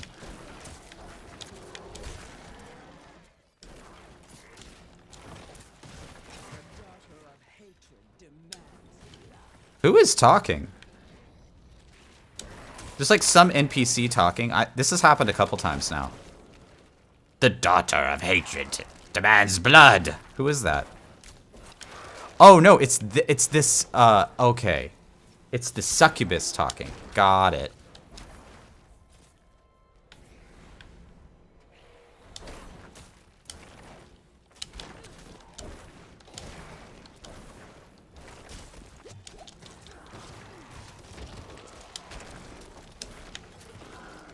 One thing they added that's really nice, if you can see right on the orb in the bottom right-hand side, y'all, like right here, is the actual number of skeletons that you have summoned.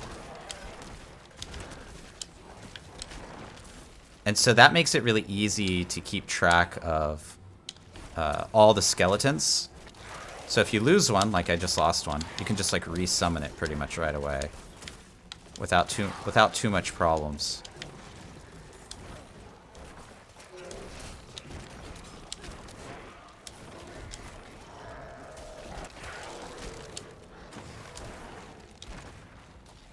It's really good quality of life. Yeah, I mean, it's really hard to see how many skellies you have on the screen.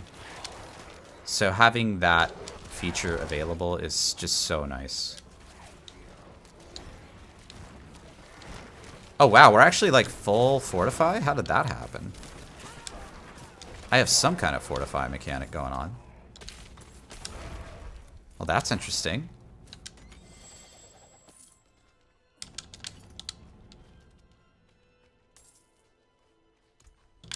280.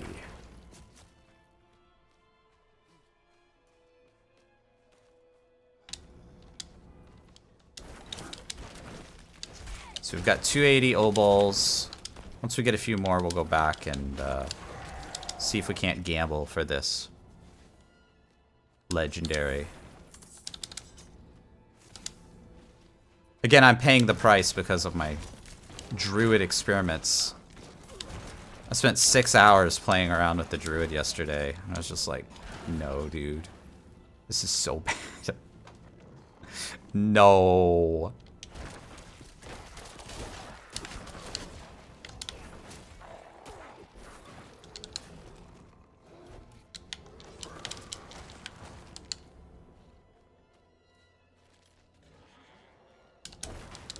I do really like the skeletons for leveling purposes. They're great for bosses in particular. I think everybody has a little trouble with bosses. Bosses are not... It's not like Diablo 3 where you just jump on the boss and smash him into bits. I guess to be fair, not every build in Diablo 3 kills bosses really well, but a lot of them do.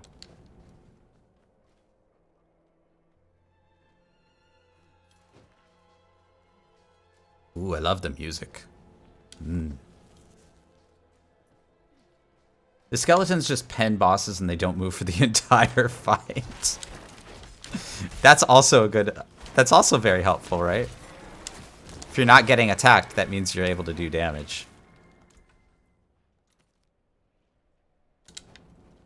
So, no event up here.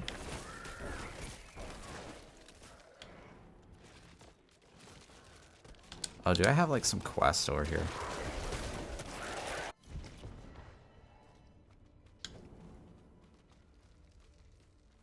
Find Rosa.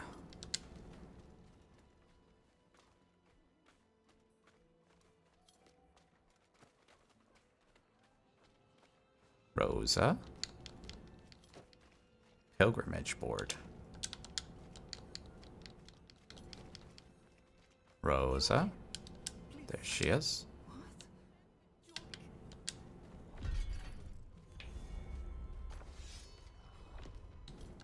Ooh, event. Here we go.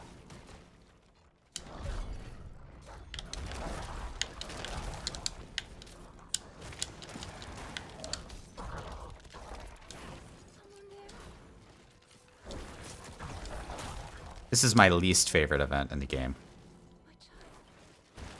It's so slow, look. My dial is so low. Okay.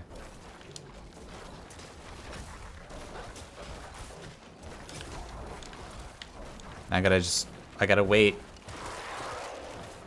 I'm just like auto attacking, right?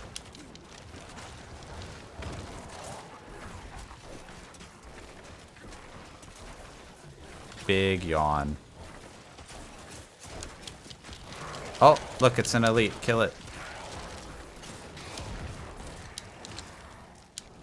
Okay.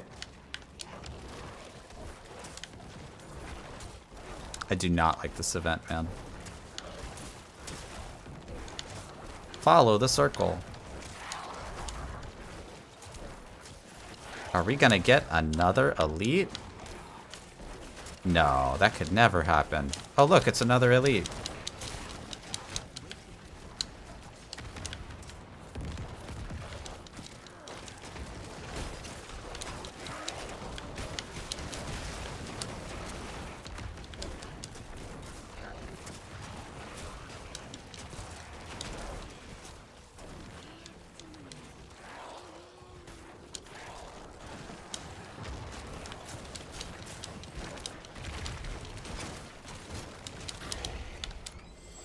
It also helps that Bone Spear is pretty goated. But that event is really boring. You just walk back and forth across like 10 yards of territory and you just auto attack a lot.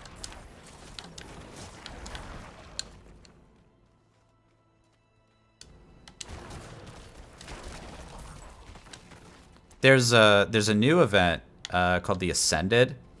I like that one. That one's awesome. It's probably the best event in the game now.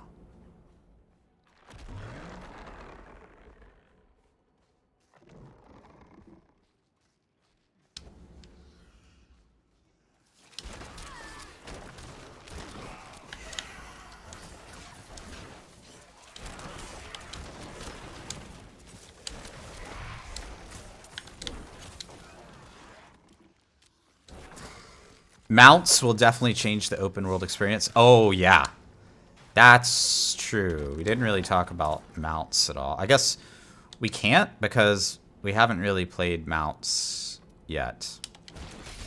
But when we do, it's probably going to be pretty awesome. There's going to be a lot of world to explore.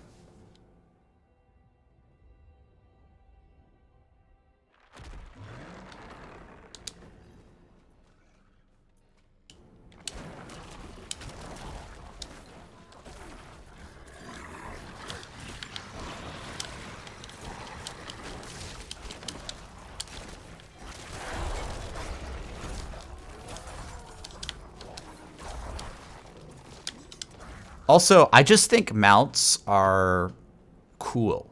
Like, I remember playing Vanilla WoW back in the day, and getting your mount in Vanilla WoW was a big deal. Like, capital D dick big deal. And if you had, like, the epic mount, it was an even bigger deal. Like, you were actually really cool if you had, like... I remember the Kodo mount being such a meme because it was so large. But it was so fast as well. I think mounts are just going to be really cool in this game. Oh yeah, there we go, Cursed Well. Let's go.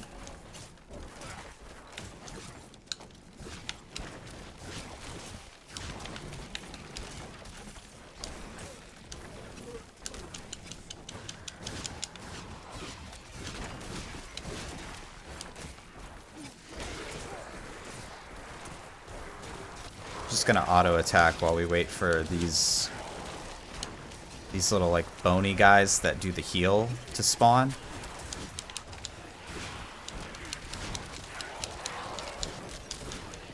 Where is this guy? There he is. The Bone Warrior Captains, yeah. They spawn and then they just heal the ever-living crap out of everyone.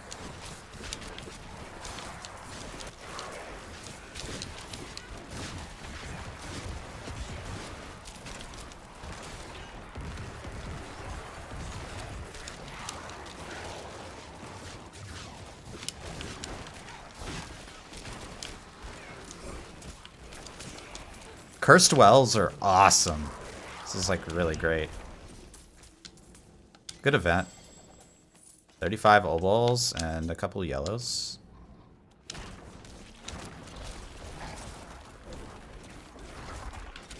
Oh, this is a slay all enemies. Oh no. Oh no. Why did I come to this dungeon?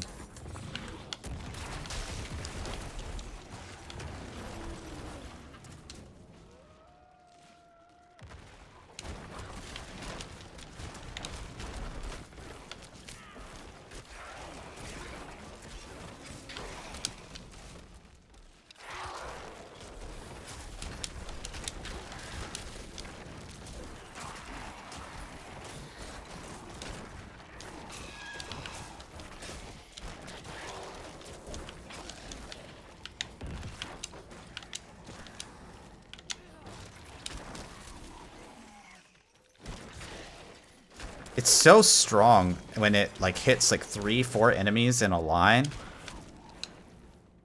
I love Bowed Spearmen.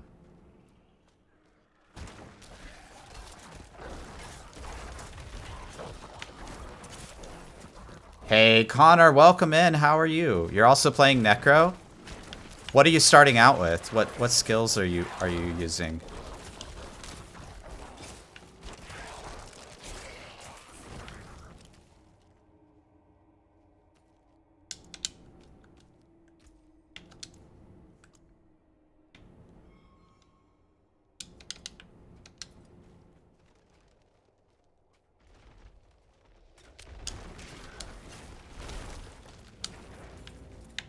If you're looking for some advice, I would say start with Blood Surge.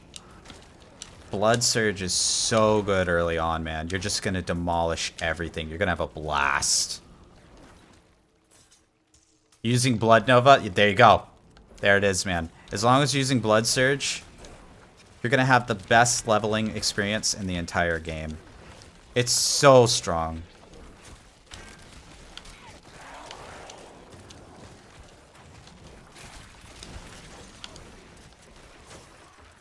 I think it starts falling off a little bit depending on which legendaries you get around like level 20 or so. And at that point, then you either kind of go into some corpse explosion stuff, or you go into Bone Spear or whatever, right? There's like different legendaries that you start picking up that can make you go one way or another depending on which kind of build you want. There's also Blood Surge legendaries too. So like maybe you stick with Blood Surge even longer because you pick up a Blood Surge legendary. But yeah, it's definitely one of those things that you pick up because it's so good early on, and then you can transition really from there into anything else that you want.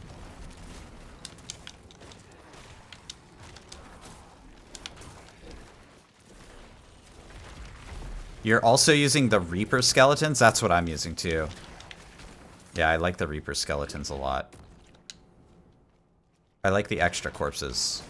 Even though I'm not really using Corpse Explosion yet, I will be. And I don't want to forget to change them over to Reapers. So I just went ahead and put them on Reapers.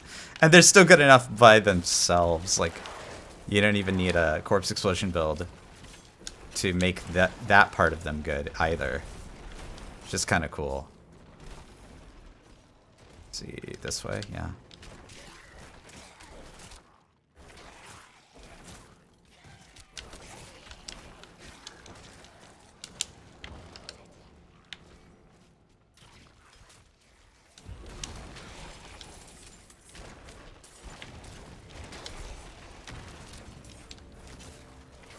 This is like the exact same tile set and layout as Mallwood. It's like the same dungeon, man. Nostrava Deepwood and Mallwood are like... they're like almost the same. That's kind of lame, man. I really hope they fix the copy pasta kind of stuff.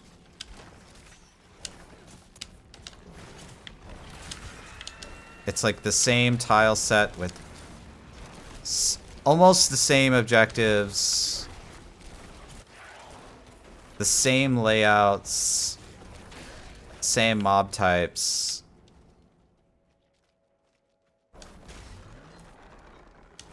I don't want to say it's lazy, but it feels lazy. Right? Those are different things. It does feel like they just copy pasted this. Look at that. Yeah. Completely different dungeon that's exactly the same. It's kind of weird.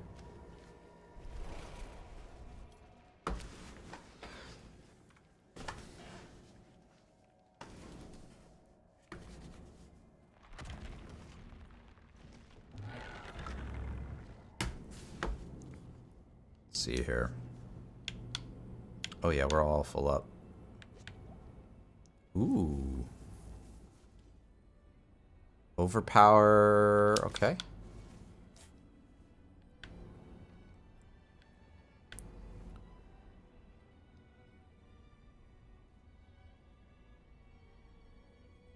Bone Spirit.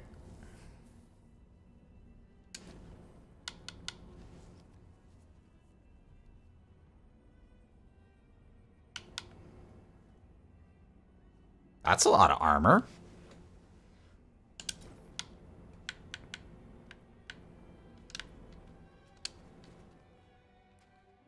Bro. Hey Musa, welcome in. Can you explain lucky shot mechanics? I assume you're talking about lucky hit or lucky why does my brain not work? You're talking about lucky hit chance, right? You're talking about this thing here. Yes, absolutely. So this is actually not a new mechanic at all. if you've played Diablo 3, then Diablo 3 has something called a proc coefficient. And it is exactly the same mechanic as a proc coefficient. Now, proc coefficient, that's kind of like a developer-y kind of term. And it's kind of hard to understand. So they changed the name from proc coefficient to lucky hit so that people could sort of better understand what it is. So what it is, what proc coefficients and what lucky hit chance, they're both the same thing, is basically you have a skill here, right? You have a, bone splinters, or not bone splinters. I wanted to use bone spear, which is a 50% lucky hit chance, which is actually pretty good, right? Now, what does this lucky hit chance do is when you have a lucky hit effect, like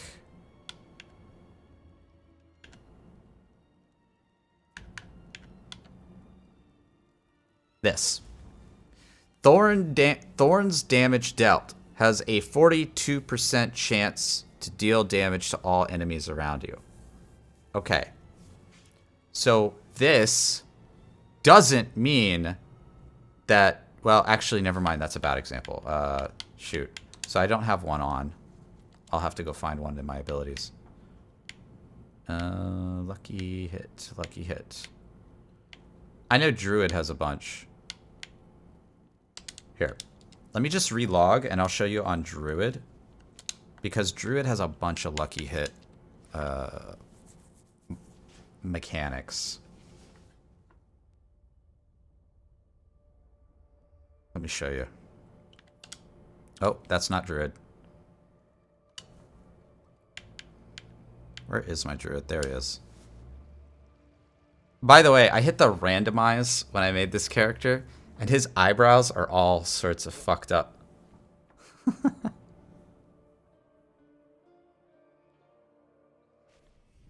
Alright. So, down here, right, we have this. Lucky hit. Up to, and that's really important, those two words. Up to a 10% chance when dealing damage to a vulnerable, immobilized, or stunned enemy that a lightning strike also hits, dealing whatever damage, right? So that 10% chance is not a 10% chance. It's a 10% chance multiplied by the attack that you use. So like Wind Shear has a 33% lucky hit chance. So you take 10%, you multiply it by 0.33, and you get more like a 3% chance to actually trigger this effect here for Bad Omen. So this is when using Wind Shear, this says you have a 3% chance to do the thing. When using a different skill, you have to multiply this in, if that makes sense.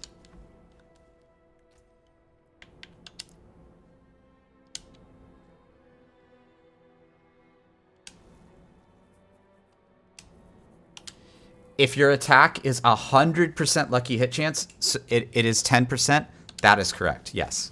So you have to have 100% lucky hit chance to get 10%. One thing that people don't really consider, and we haven't been able to test this yet, but there's a chance that the game will allow you to have greater than 100% lucky hit chance. So you might be able to have like 150% lucky hit chance. At which point, the 10% effect would actually be 15% for it to occur. So that might be a thing that can happen. We haven't been able to test that yet because we're literally not high enough level in order to do that, those kind of mechanics in the game yet. So we'll have to see if that's even like a thing later down the road.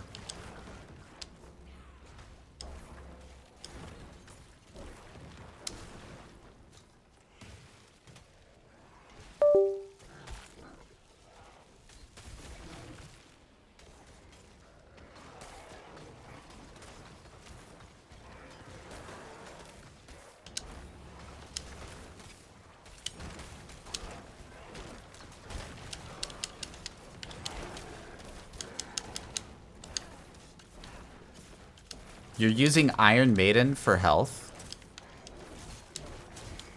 I'm not a fan, personally, I'm not a fan of the curses. If you want to play around with the curses, the beta is the time to do it. So I encourage you to actually do that and try the curses out and see what you think of them. Because I actually think they're quite bad.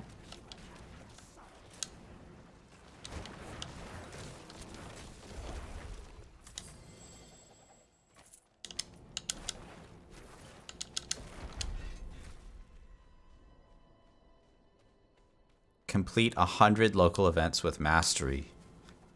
Yes! The Timeless Tyrant.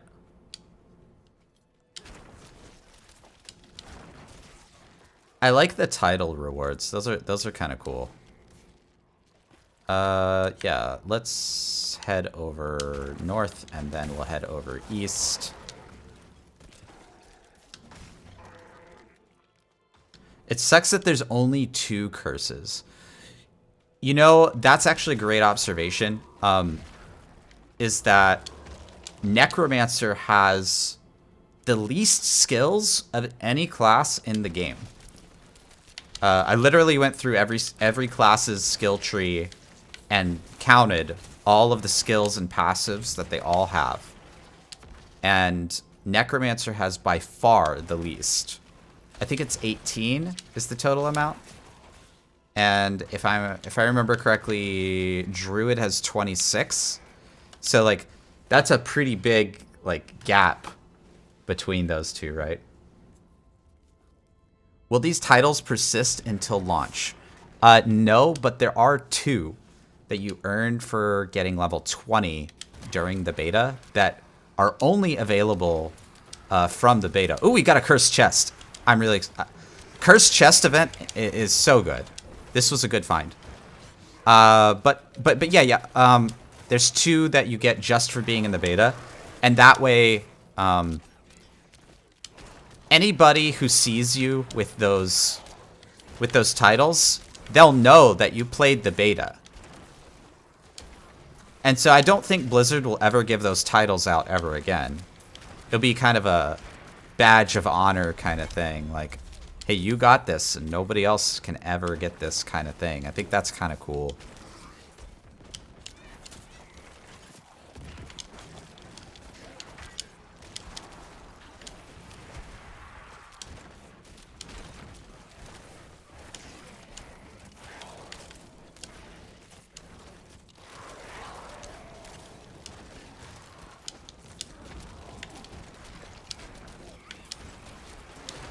Oh, I'm dumb. I know why my skeletal mages keep dying.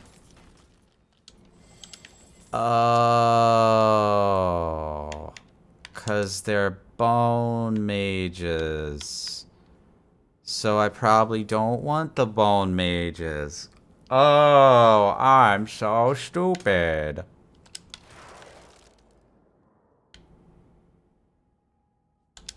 I want that. Okay, I'm learning here. Will you go for ultimate skill? I don't like any of the Necromancer's ultimate skills. I think they're all trash. Hot take. They're all bad. Don't take them.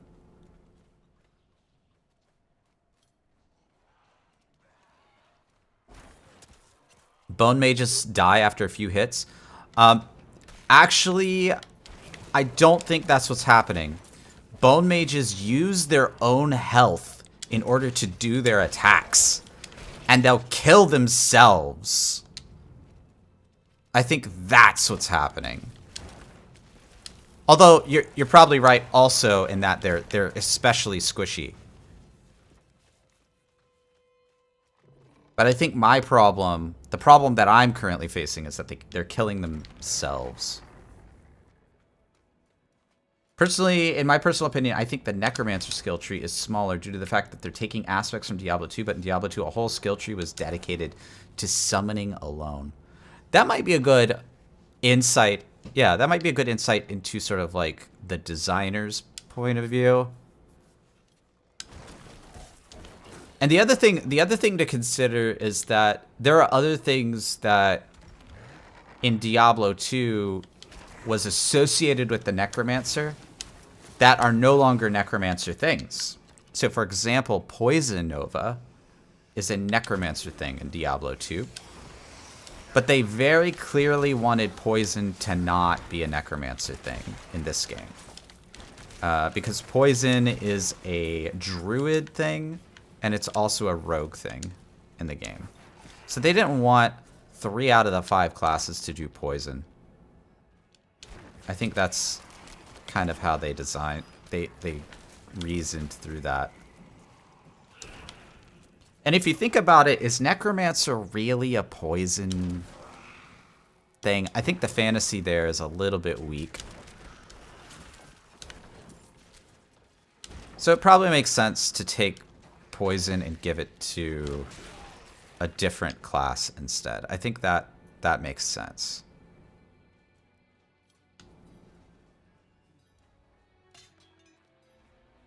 Hold your ground. All right, I like this one.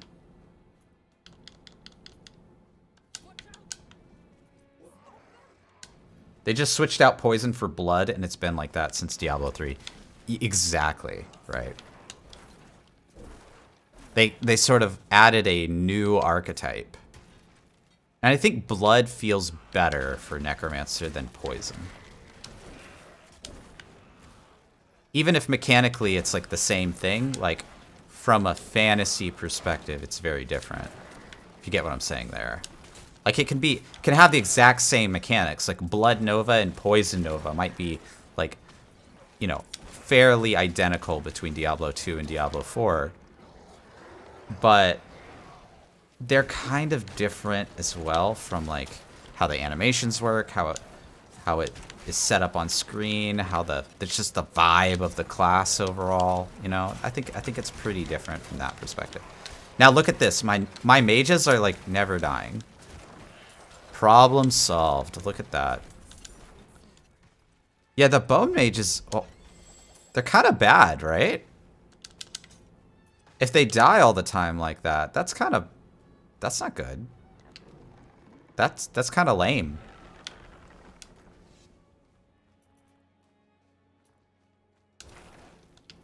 Why would you ever take bone mages?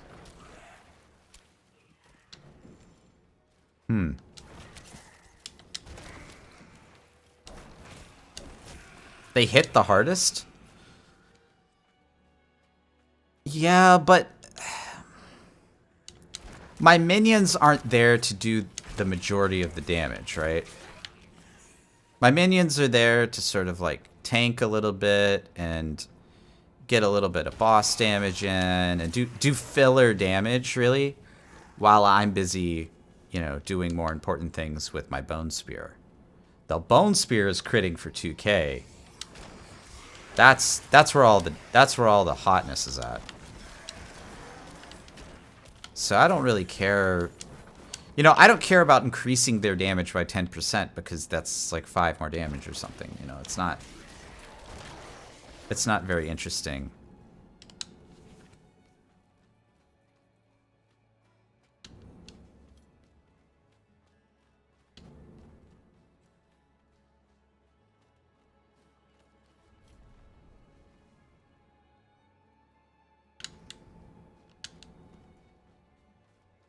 I'm just looking at where I'm doing all my quests and stuff.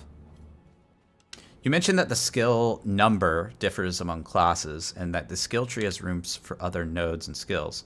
Are these the only skills that will have at launch? It's hard to say for Necromancer and for Druid because those weren't available in the press preview, right? But all of the other classes, their skill trees did not gain any new skills. And in fact, the only one that I am aware of right now, the Rogue, lost some passives. The Rogue had like 3 more passive and they're gone. So I think if anything, we're going to see the skill trees for the classes get smaller, not bigger. They might delete some stuff. What warrior are you using? I'm using the Reaper.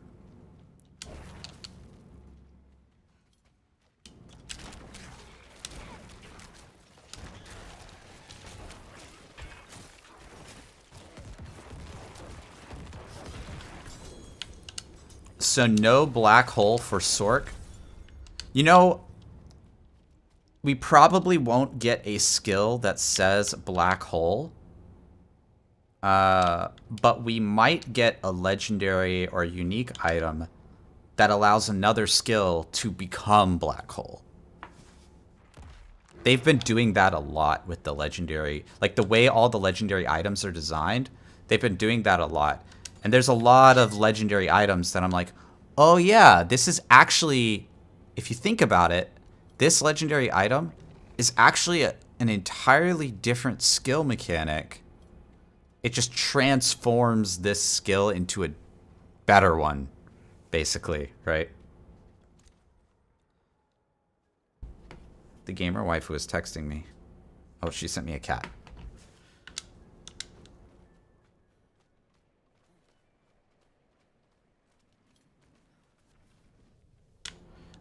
You guys want to go to the Gathering Horde?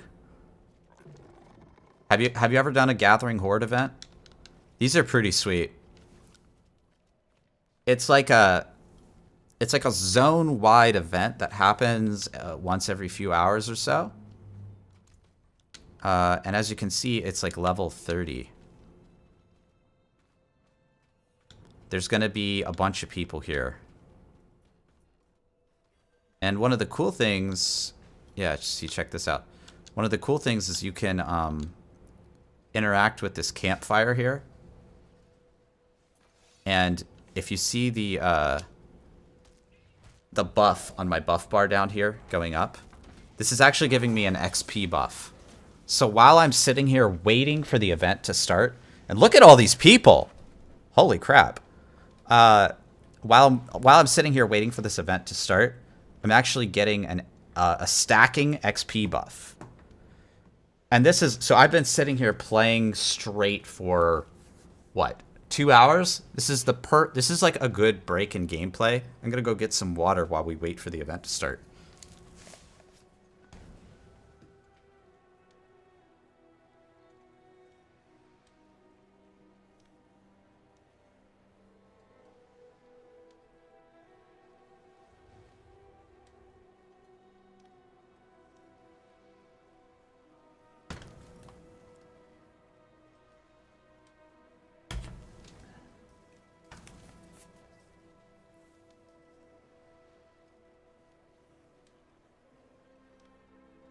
So now I have 10 stacks of the XP buff. I think, oh, no, still going up. 11 stacks. I'm playing through you vicariously since I'm stuck at work, Connor.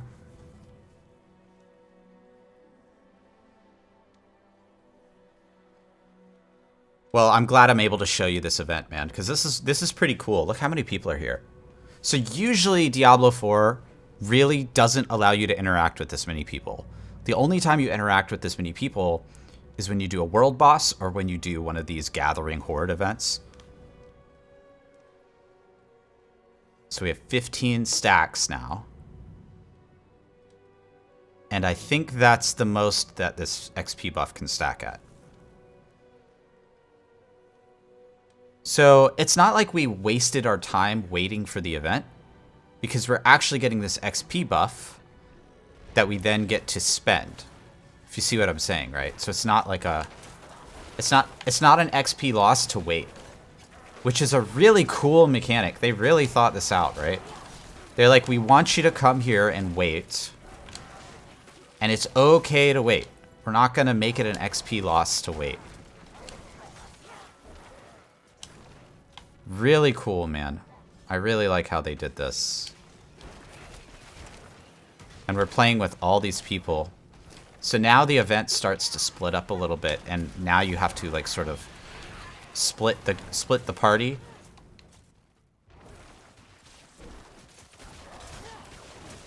this kind of event could be very important when you're level 70 or higher. Yeah, I think they could.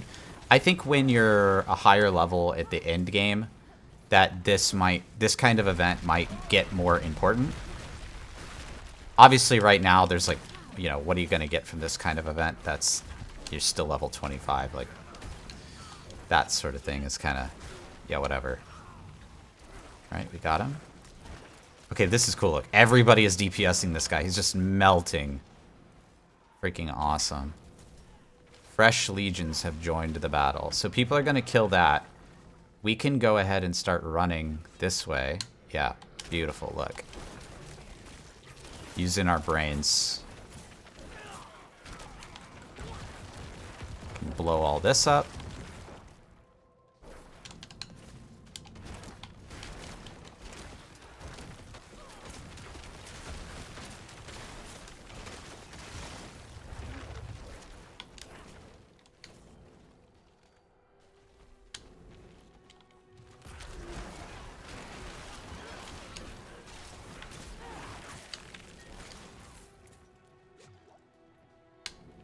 We'll go this way. Everyone just went that way, so...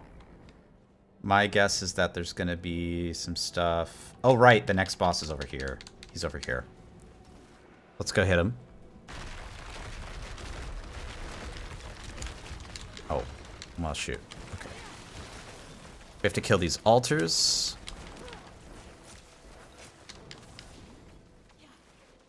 Here we go. Now we can DPS. I will say I don't like the blue look of the skeletons. I kind of agree. Yeah, I can see that. The D3-esque kind of look. There's a lot of D3 in this game. And I think where it's not visual, it's a good thing. Right? So like D3's combat mechanics, like how it works under the hood, pretty good. But D3's like visual design, not good, right? Really bad. So yeah, I kind of agree with that sentiment just in general. It's like anytime there's visual design that's from D3, it's just, yeah, let's go ahead and rethink that one, Blizzard. That one needs another look, right? I bet you, I bet you a lot of this stuff is just like, they're trying to get the game out the door, and they're like, man, do we gotta remake the skeletons again? They've probably remade the skeletons like 10 times already, like 10 major revisions of the skeleton design, and they're like, do we really have to do 11, 12, 13? You know, they're probably tired of it. Trying to get the game out the door. So maybe eventually they'll update the visual design for that to be something a little bit more interesting. But right now, yeah, I kind of agree with that.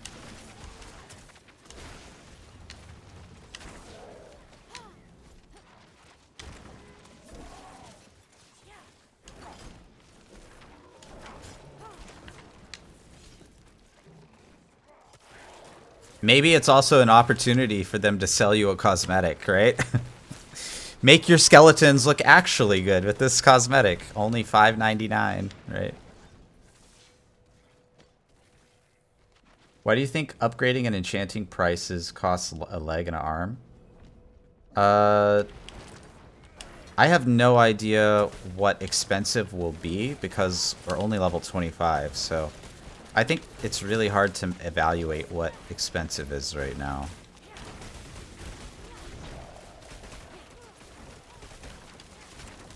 I mean, maybe they're actually really cheap. We have no idea, man. Oh, this guy is CC'd. He's staggered.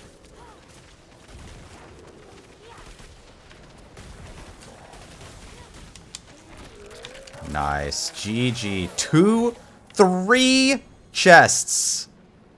Bingo, bango, bongo. Look at that. Hell yeah. I think we're actually full. We're actually full on O-balls. Hey, Jensing, welcome in. Is it any fun so far at level 25? Necromancer is fantastic, man. We just finished a Gathering Horde event. That was really good. Let's see what we got. Bone Prison. Distant enemies. Those aren't too exciting. Those legendary powers. So let's just throw them in the stash just in case. And then, oh, Blood Lance. Blood Lance. That's interesting. Iron Maiden, no. These are better armor. Okay, we'll just go ahead and equip these. Yes, please. Nice. Blood Surge, meh. And that's pretty much it.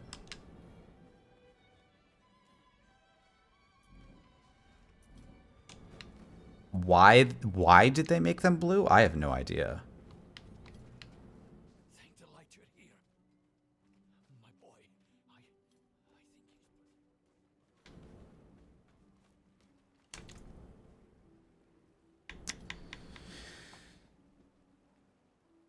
Should we try a chest?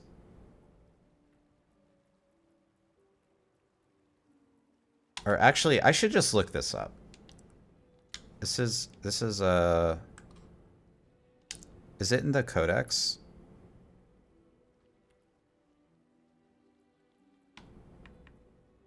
Is it an aspect? Barrier, Reaper, Disobedience, Might, Bone Spirit is nice. Army of the Dead.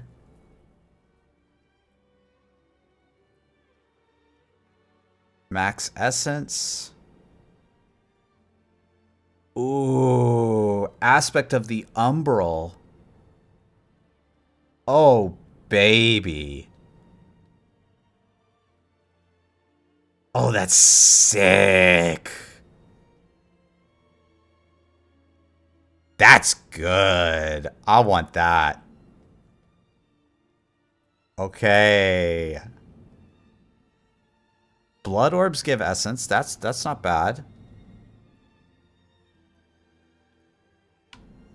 Sack bonuses, corpse tendrils. Ooh, blood lance. I want to try out a blood lance build.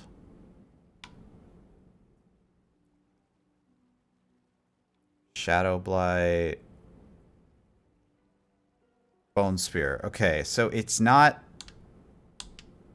in the codex. Which means I don't know where it is.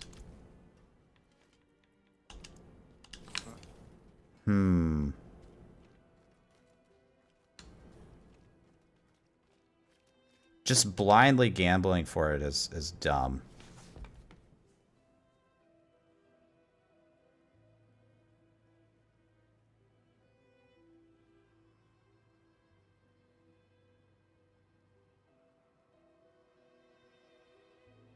Let me see if I can find it real quick.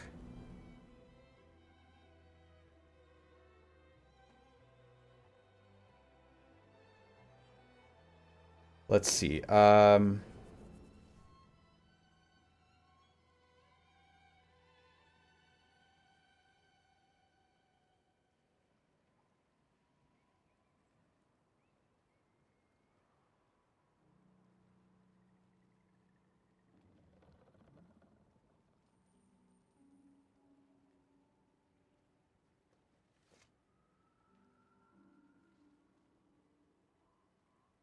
It is on a weapon.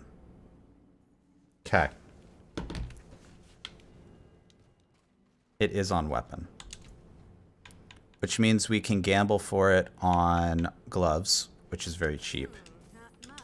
A bit of there. It seems your prayer. Until next time. Let's see if we got it. Bone Prison spawns a Blight pool. Okay. Oh, Blight. The Blight pull is nice. Okay, yeah. So we have to just keep gambling hands to get it. So those are nice. We can play around with those later. The Blight suck is nice.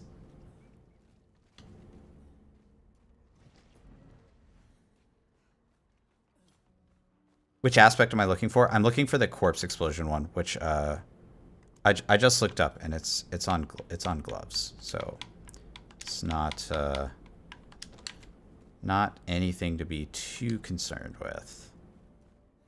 All right, enough dinking around town. Let's go hit some more events.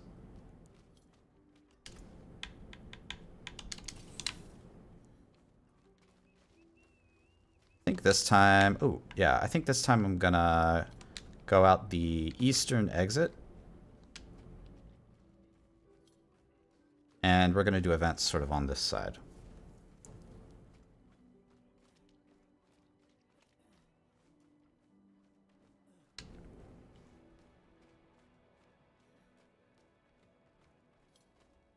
This is what I said earlier about RNG being a concern of mine. If it isn't in the codex, it's going to keep being bad waiting for it to drop. I mean, that's fine. I don't think everything should not be RNG. It's a Diablo game, right? Like, some things, especially good things, should be hard to find.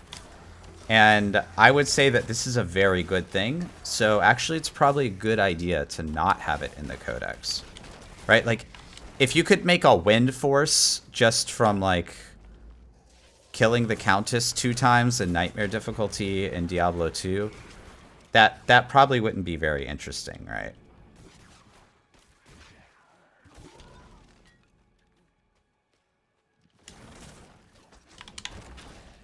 I definitely think some things should be RNG.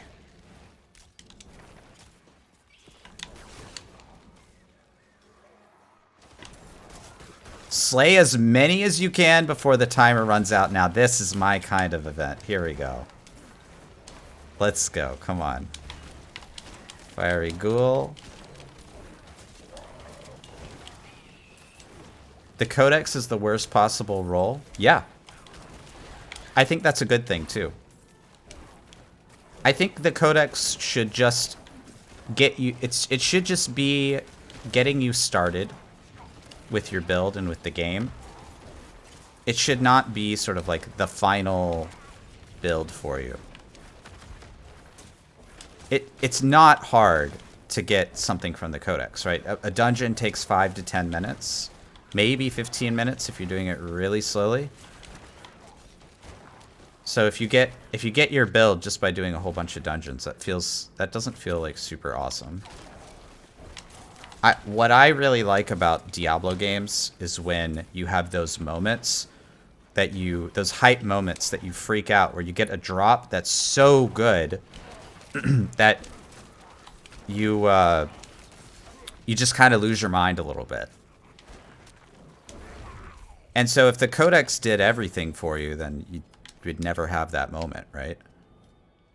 Even if the Codex only did like 60% of that for you, those moments would be still pretty rare.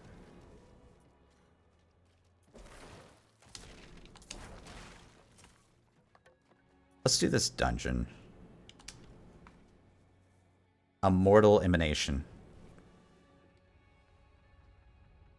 I do really like the system though, because like, let's say you get that, so there's still better opportunities to get the legendary than say like Diablo 2, because in Diablo 2, if you get a wind force, the wind force can only ever be a wind force.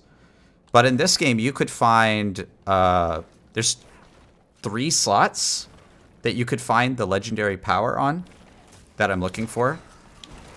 And if you find it on any one of those slots, you can retransfer it to any other slot without like harming your build at all, right? So like, I'm not even, like right now, I'm not even using a weapon slot. So as soon as I get this this ability, I'm going to instantly transfer it to my weapon slot and use it there.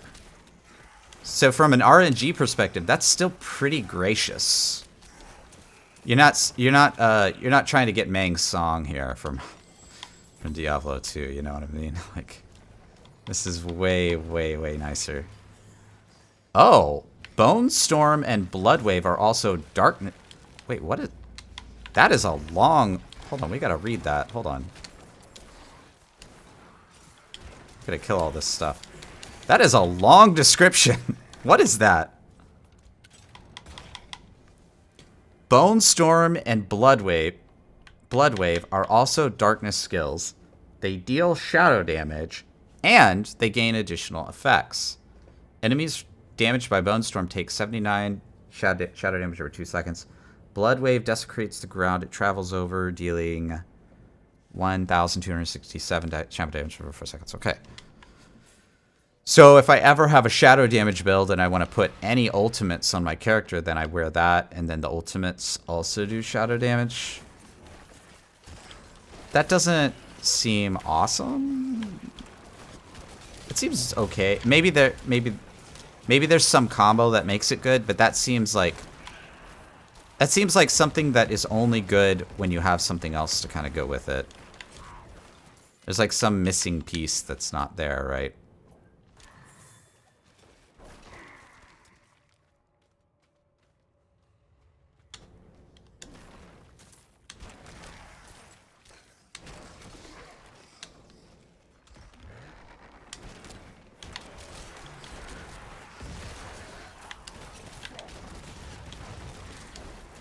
So this dungeon has the blood boil mechanic, which is... It's the punch the 3 statues mechanic that I've been talking about. And that feels meh. Punch the statues. So now I gotta look, like, where do I go? Which statues do I punch next? I do like this tile set quite a lot, by the way. The, like, ruins of the Firstborn kind of tile set. This is a cool tile set.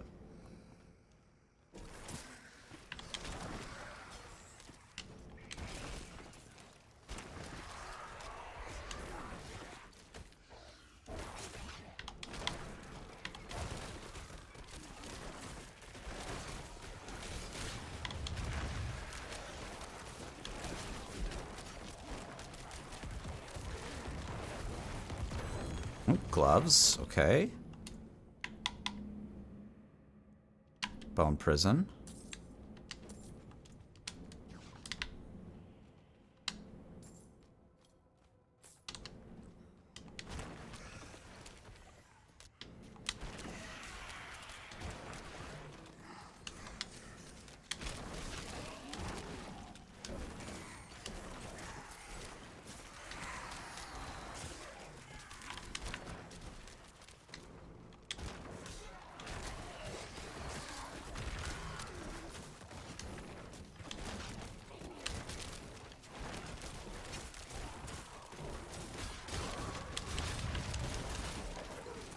Man, Bone Spear is so good.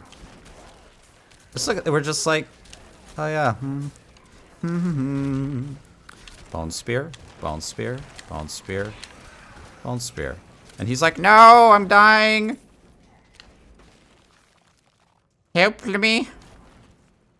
You shall receive no help. You have been boned.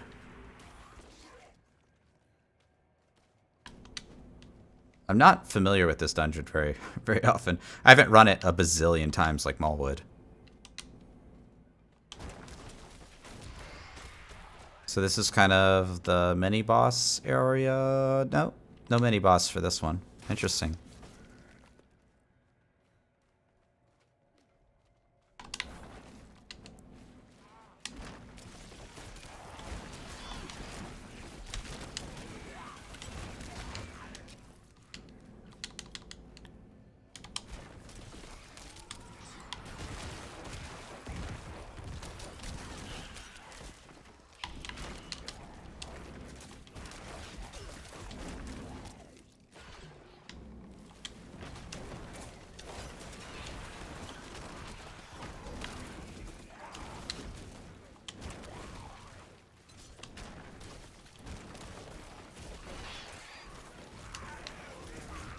And my skellies are just killing everything, and it's awesome. I know they're probably, like, I know if we go to, like, Torment difficulty or whatever, they will probably just get cut in half. They will get slapped all the way from here to the moon. But right now, they're awesome. And Conduit Shrines, too. Conduit Shrines are pretty awesome. Oh, you can pick up multiple shrines, like this. Look, I have a Conduit, and I have this Combat Shrine. And then we're going to the boss. Oh my god, look, he's just... he's already gonna die. Dead. Easy.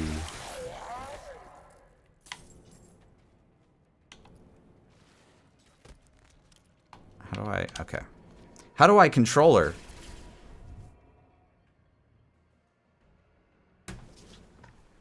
Ah! I just punched the mic, I'm sorry.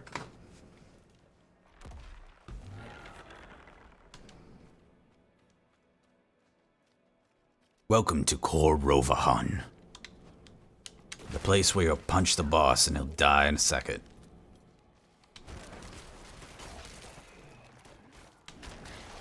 Bone spear. Bony. Dude, Serration and Rapid Ossification are just so good. Probably the best passive in the game is Serration. I'm not even exaggerating. I think it's the best passive in the game.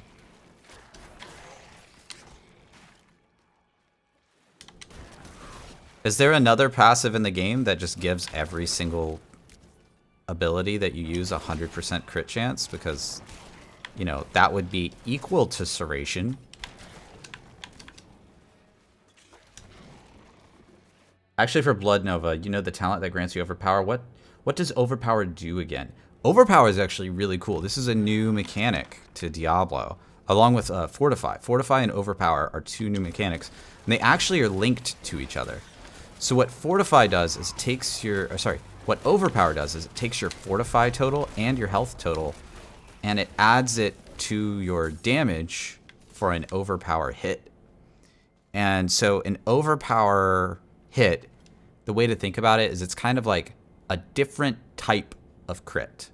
So instead of just like multiplying your damage by, you know, 2 times or whatever it is, with your crit hit damage or whatever, you actually add your defensive stats to the hit, which I think has this interesting effect where you could actually build like really tanky, but then at the same time also gain a lot of damage by building really tanky. It's actually kind of cool. I want to see them use more Overpower mechanics in the game. And Necromancer? I think Necromancer has the most Overpower mechanics in the entire game. Druid has some. Barb has some. I don't think Rogue has any. I don't think Rogue has anything Overpower. Sorcerer doesn't have anything Overpower. And that's all the classes. So, yeah, if you like Overpower, you want to play Necromancer for sure.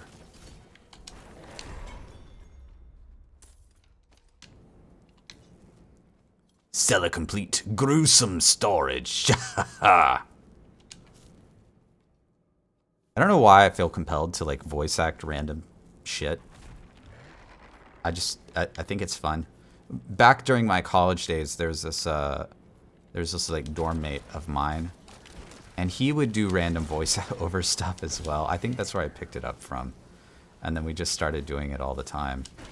We actually played World of Warcraft vanilla together back in the day.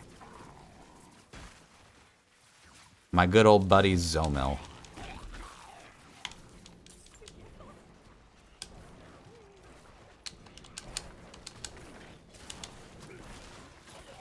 Okay, so this event is the Caravan Under Siege, and I like this event. You have to do more, you do actually have to protect these people under the carts here.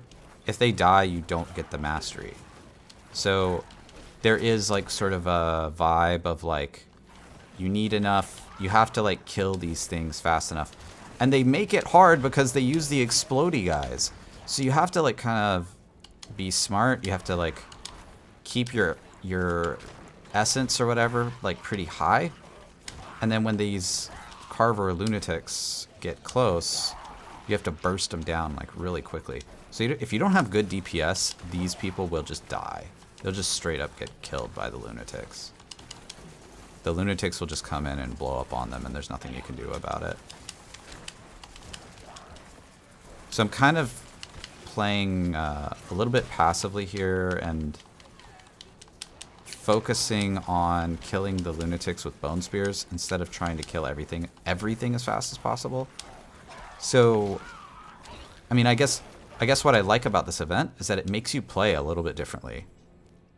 It's not super just like blow all your cooldowns and go ham. There's actually a little bit of thinking involved in how you play the event. And that's why I really like that one. Have you seen all the world bosses? They're not, I don't think they're in the game. They announced all the world bosses, and I don't think they're going to put all the world bosses during this beta weekend. So I think mostly it's just a Shava, right? So like, oh, we're actually here. I didn't actually mean to go here, but this is where the world boss spawns. I guess that's why you're asking, right? It's called the Crucible. It's this giant area where 12 players can all come in. And I have killed the world boss a few times now, but I believe the world boss is 10 p.m. So like 6 hours from now, the world boss will be back up, and then 2 hours after that. So 6 hours and 8 hours from now. I've only killed a Shava 6 times. Only. Yeah, there is a way to cheese it, by the way, where you can like group hop, and I don't think that's intended, by the way. But you're only supposed to be able to kill. Well, you're only supposed to be able to benefit from a Shava like once a week or something. I think that's the intent.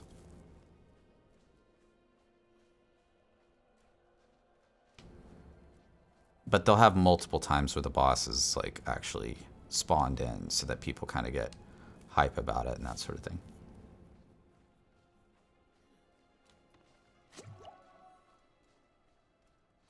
Where do we go? Oh, there's a cellar up here. Let's do that.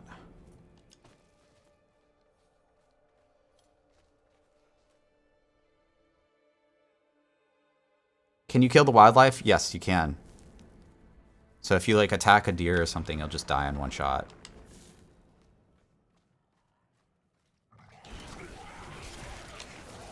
Oh my god. All the explodey boys. Don't kill me. Okay, we're good.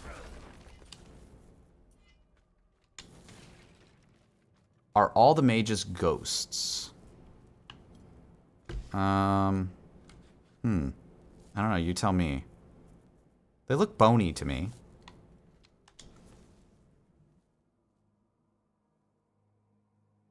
They look like they have bones. I wouldn't say they're ghosty. They look like bony boys. Raise the effigies. Okay, so we gotta go punch this. Punch the statues.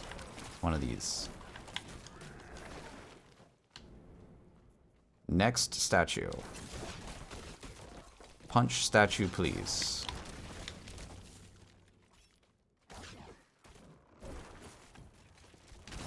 One, a two, a three, three.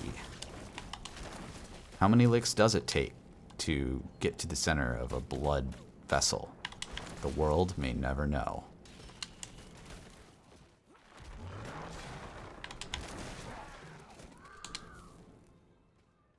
I think I'm gonna level a melee rogue. Play Twisted Blades, man. Drathar, I'm telling you, Twisted Blades. If you haven't done Twisted Blades yet, Twisted Blades. I really like Puncture with Twisted Blades. I think that's the perfect combo, but just do Twisted Blades and the rest you'll figure the rest out. It's that good.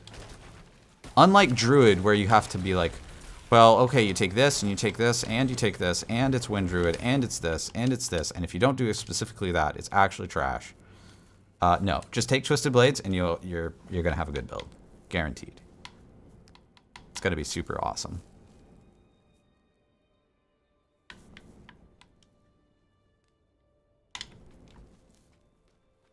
Is it good versus bosses? It's good versus pretty much everything, yeah.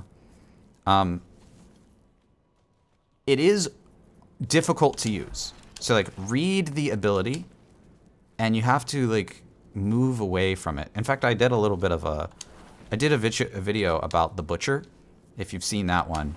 And I have a little bit of a Twisted Blades explanation in there if you wanna hit that. And I'm, like, demoing the ability in there and stuff. But yeah, it's so good, man. It's so good. I love Twisted Blades.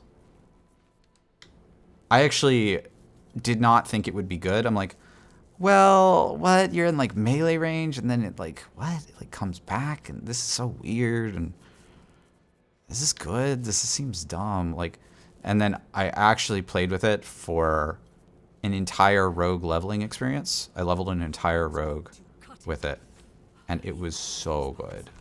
It was actually incredible.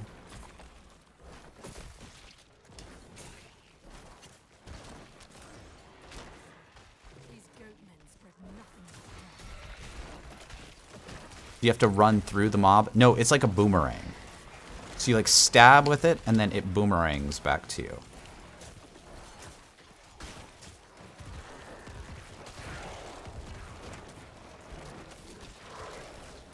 Gonna put the baby to bed, and then it's game time. Yeah, exactly. I hear that a lot these days. You know, people are like, well, the kids are asleep. It's time for gaming.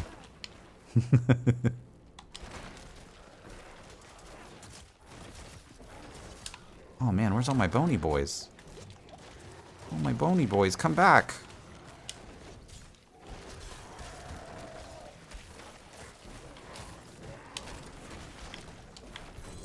Ooh, a helm.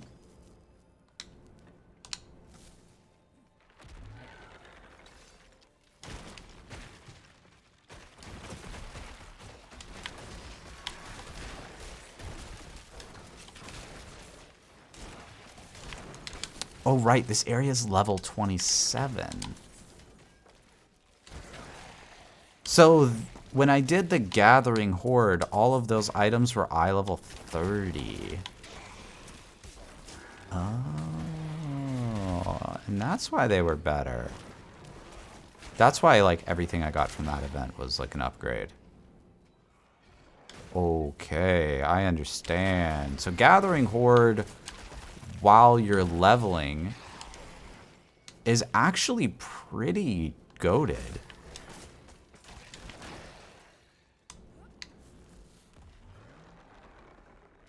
Traverse the expanse. Ooh, before I do this, I need to check on something. Uh-oh, don't die. Come on.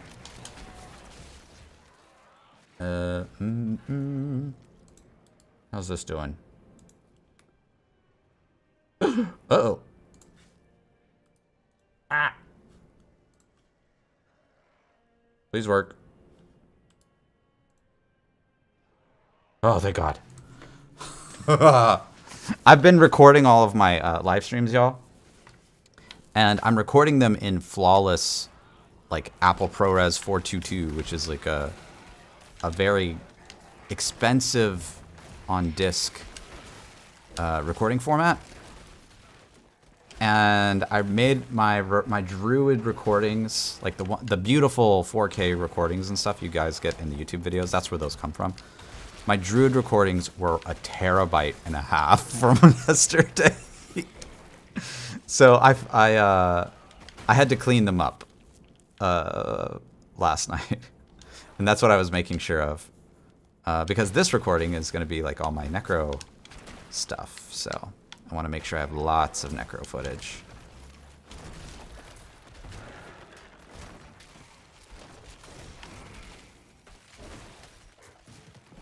What golem am I using? I'm using the golem that sheds corpses. I don't know the name off the top of my head, but it's the skelly golem, and it sheds corpses. Oh, right. There's one more guy to take care of here. Yeah.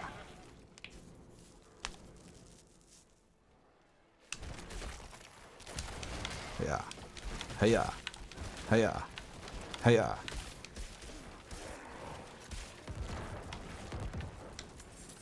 A ruined band. Celtic runes, laddie.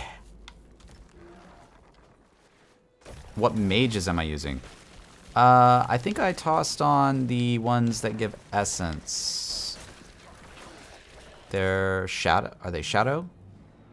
Or are they ice? I think they might be ice, and they give 2 essence when you when they hit. Because right now I'm using a pretty essence-intensive ability. So more essence means more damage.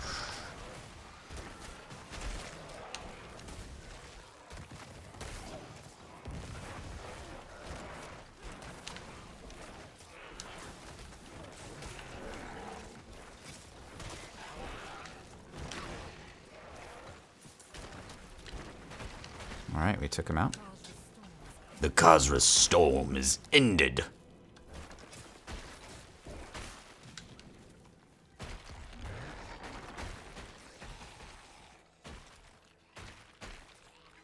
I don't think the particular skellies that you use are actually terribly important, just as long as they're not the bone ones. Because the bone ones just kill themselves all the time. It's just annoying to re-res them, like, constantly. Oh, this guy is getting deleted. Look at this. He's getting annihilated. Spear.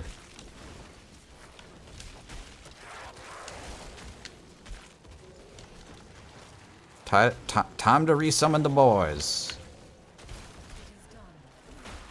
Wow, he didn't stand a chance. He got annihilated. Man, this build is great. What do you expect from Seasons? I have very high expectations from Seasons. I have very high expectations. If Blizzard doesn't take Diablo 4 and do like crazy stuff, like better than what PoE does, I think I'll be disappointed. Because if a tiny company like PoE can do, you know, some pretty awesome stuff with their free-to-play game, what can Blizzard do with like a game that's going to earn them $1 bazillion, right? Like I hope it's a lot. Whoa. That's a lot of resists. Okay, we got to keep that. That too. That's pretty good. That's not. Okay, so those 3 items right there are keepers.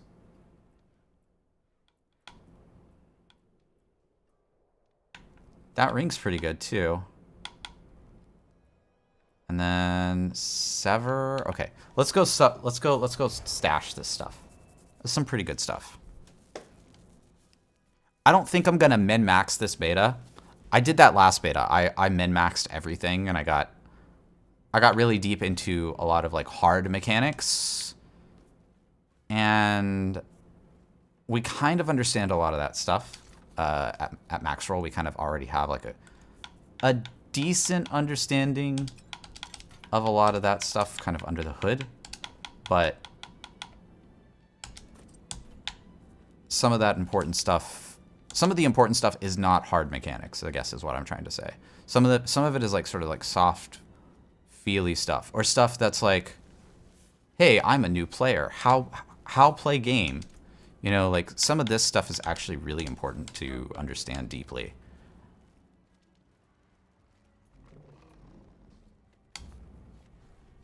Let's hit sort of Nevesk area.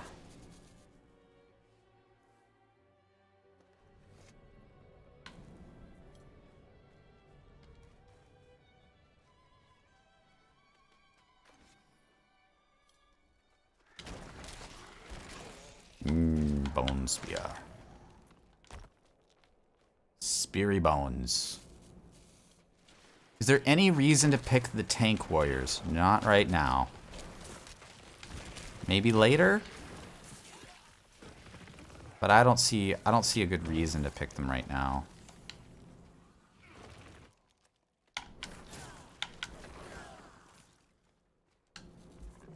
They don't seem bad, they just seem useful for reasons that we don't really have right now. Like right now, the best build is just some glass cannon thing where you just go around and you delete the whole screen. Oh, by the way, you were asking if you can kill the wildlife. Here you go. I'm just like killed the crow there. There's the deer. There's the deer. The deer's dead. So yeah, we can kill all this wildlife.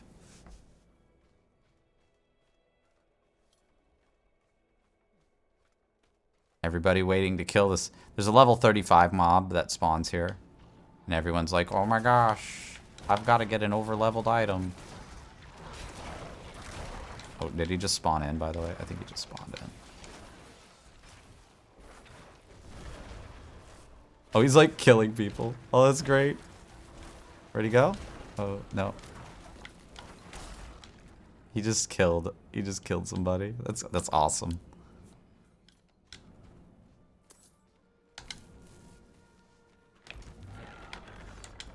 Can we expect at least one expansion?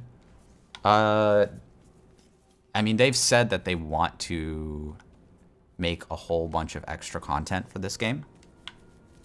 I would expect that they probably don't make boxed expansions. You know what I mean? They're probably gonna do like some kind of like content thing where you pay like $10 and you get a new class and you get a new blah blah blah blah blah. If it's a boxed expansion, that would actually be crazy.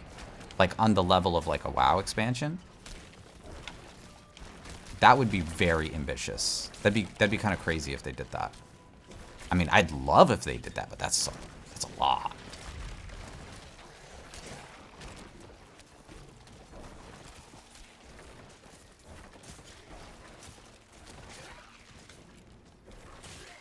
Where's... Oh, here he is. I didn't see the thing that's making him do the thing. Like usually there's like a little trail of poison or whatever to the event.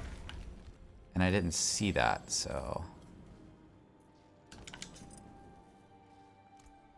155. There's no holy warrior in the game yet. That's not right. We need paladin buffs. Yeah, I'm actually going to be the owner / maintainer of the paladin class on Maxroll. Whenever that happens. I'm saying paladin. We don't actually know what it's called yet. It could be a crusader. Could be some other kind. It could be like a cleric. They could name it whatever they want, right? But some kind of like holy warrior, right, is I think the idea that the next class is going to be. If it's not a holy warrior, people are going to riot. Like that better be the next class. I think people will actually riot. People are gonna go to Washington, D.C., call their congressperson.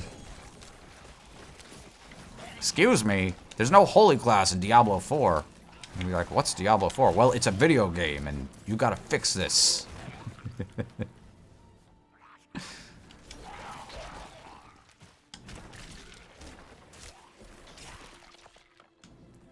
How often do you run into players? More in town. Yeah, so pretty rarely. Usually I run into players around events.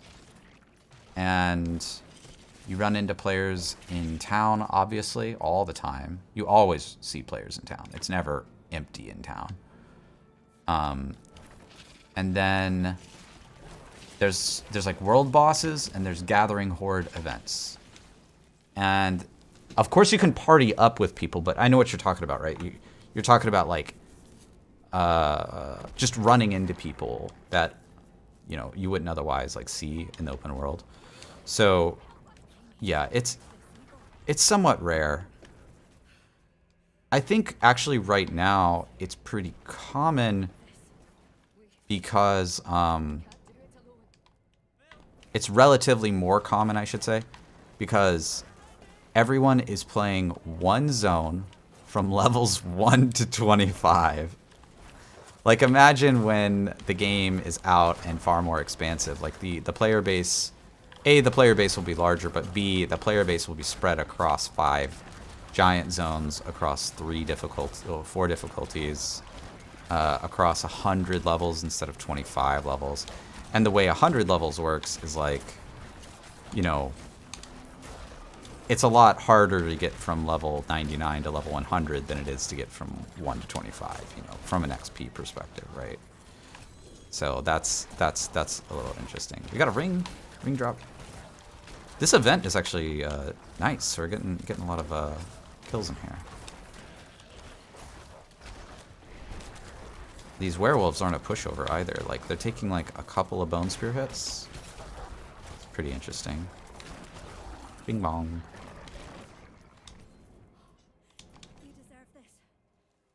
All right, easy money.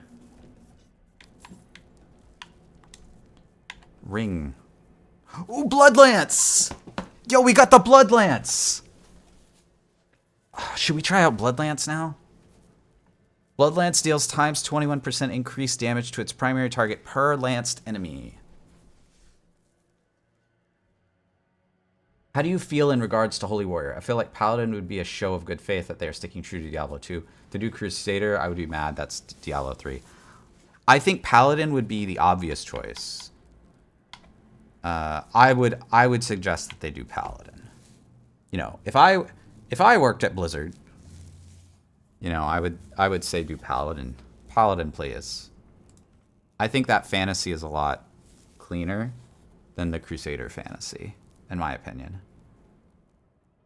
So let's look at this, because we might be able to play around with a blood-oriented build. Okay, so Blood Lance, 40% lucky hit chance, throws Blood Lance, deals damage and all other lanced enemies. Blood Lance pierces. After 8-time Blood Lance casts, your next cast of Blood Lance is guaranteed to overpower, and it spawns a Blood Orb. Okay, yeah. Wow, the overpower is sick. Okay, so you take that, you get the overpower, and then you probably take some of this, right? Because, like, you see over here, I took Serration, Rapid Ossification, Evulsion. So over here, you take Gruesome Mending. Just 1 point. You don't need Transfusion. While healthy, your blood skills deal times X mul. Okay, you take 3 of this. Easy. Your blood skills deal 5x increased overpower damage. This is doubled while you're healthy. You take 3 of that. So that's 30% multiplicative. Hitting enemies with blood skills fortifies you. So this is eventually really good. You probably don't need to take this right now. This could be good. There's a chance this is good. There's a real chance this is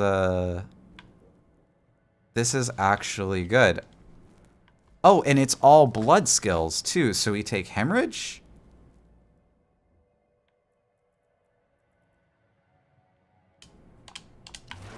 All right, let's do it. Let's do the build. So we take Hemorrhage, and then we take Max Blood Lance. We take the Overpower. We take Blood Mist for safety. We take Grim Harvest. We don't take anything here, right? I like Hued Flesh. We take...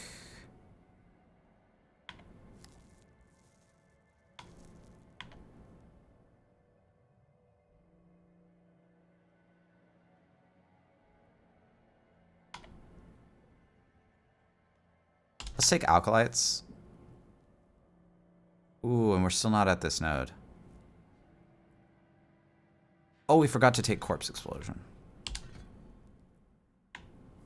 There we go. Okay. 1, 2, 3. 1, 2, 3. And that puts us here. So we can either take Blood Wave. And it's got some Blood Orb mechanics in there. Or we can take Drain Vitality and get Fortify.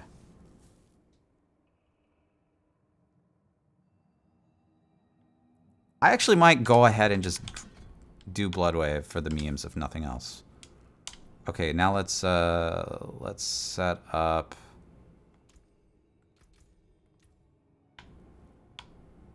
Let's see, X, A. Okay. I think this is pretty good. So here's this. Oh, we actually have one too many abilities. I can't use my golem.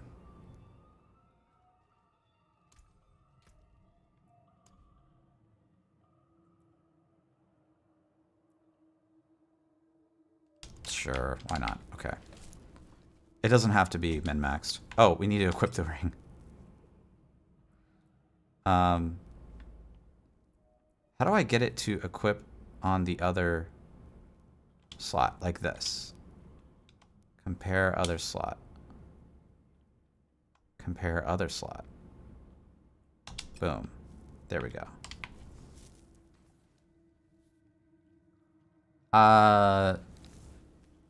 If they made paladins with auras, then that would be insane. Yeah, auras would be great. Not just buffs, but support magic melee combat. I am looking forward towards the magic melee combat. Hammer, Blessed Hammer. Dude, I want to play Blessed Hammer. What's Fortify do again? Fortify basically makes it's like health armor. It makes your health take less damage. So this has a very similar play style to Bone Spear, but it plays a little bit different in that once you've lanced a target, it will pass through and it will just damage everything. So it's, excuse me, it's got a little bit of AoE built into it as well.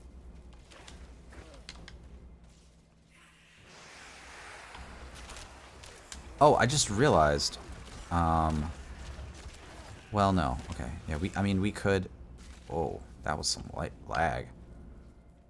We could do Blood Nova with this, but.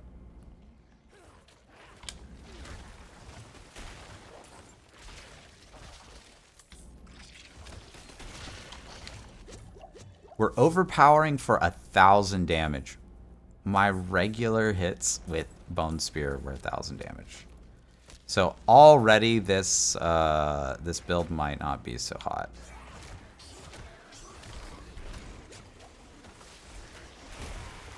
Yeah.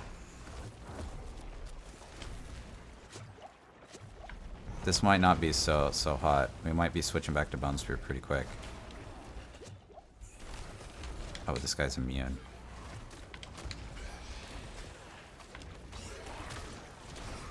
Does it even use that much essence? Look at this. I can just cast this thing all day. Wow. Cast, cast, cast, cast, cast, cast. Cast, cast, cast, cast. So the uptime on it is actually pretty impressive. It's not Bone Sphere though.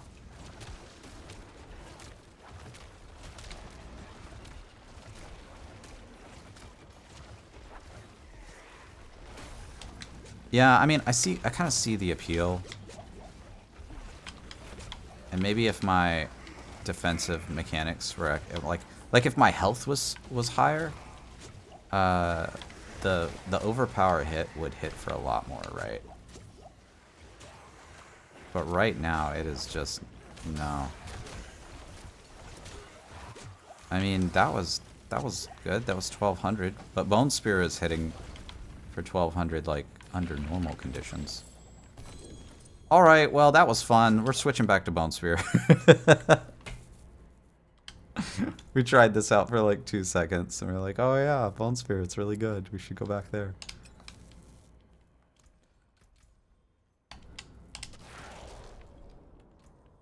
Alright, so 1, 2, 3. Oh, okay. Whichever one gives me vulnerable. There we go. And then... core skills, more damage. Let's go... corpse explosion. And then... serration and evulsion.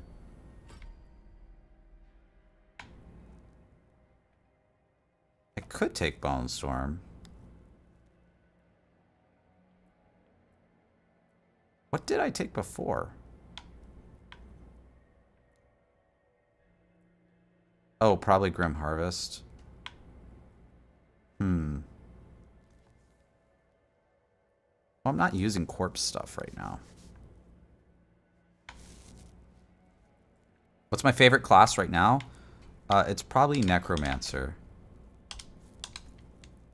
Right now. 0 summons for the rogue? Yeah. I'm glad I picked you for my Diablo 4 YouTuber. You're a great host. Thanks, man. I appreciate that.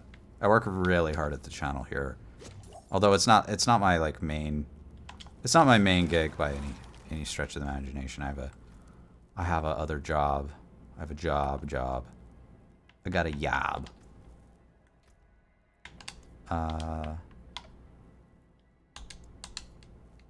Let's put the bony boy up there. There we go. Summon him, and then get back all of these guys. Okay. Now we're cooking with gas. Will I play Necro on launch? I think there's a good chance that I'm going to play all the classes on launch. So yes, I'll definitely play Necro. Will it be the first class I play? I don't know. I'm undecided exactly. But one reason I might play Necro over other classes is their Fortify mechanics actually look really strong. That's not really important right now, but I have a feeling that as the damage starts scaling up, that Fortify is actually going to become really, really, really important. Just because survivability at like higher levels of play, or you know, if you've ever played D3, that's something that's really tough to get right, is like you have to have enough survivability or you just get one shot.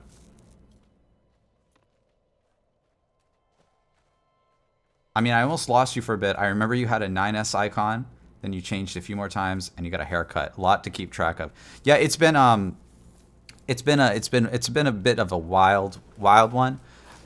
This current icon is actually an icon I've had for a very, very long time. It's sort of like the Echo Hack eye, or the icon there, and so I just decided to change it back to the OG one, and I think I'm really happy there. So no more changing about that. So sorry about all the changes there.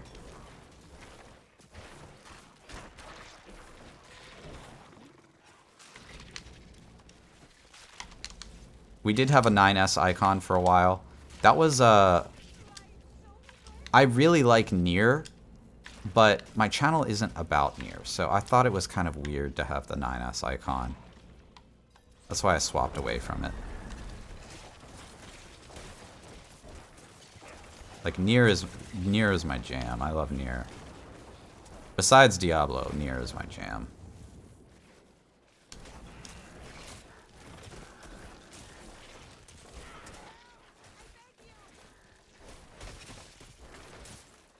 what do you think is Rogue good? Yeah, Rogue is really good. If you're playing Rogue, I would encourage you to try out Twisting Blades.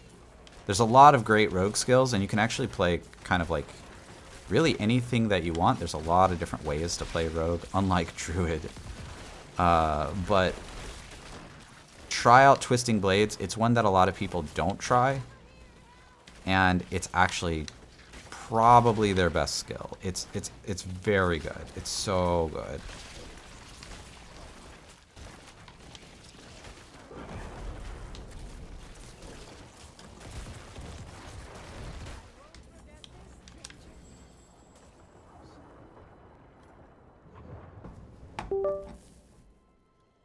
The haircut, by the way, yeah, this is a new thing for me. I've been trying to get this this like style for a while. That's why I was like growing my hair out. And so so yeah, we finally were able to get the cut. Hopefully it looks good. Hopefully you guys don't hate it. It's the internet, so somebody's gonna hate it, but that's not what I'm saying.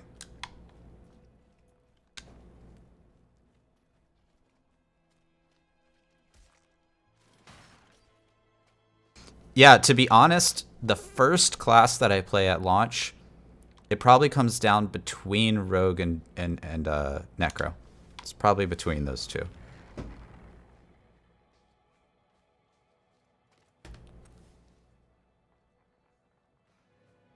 I was strongly considering Barb before, but I think I'm more of a Necro guy now.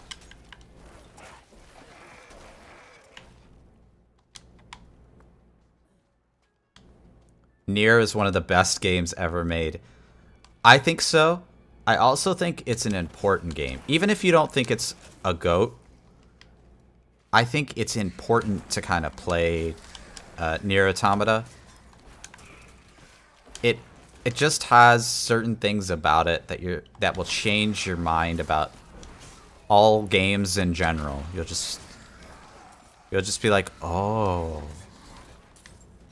shit.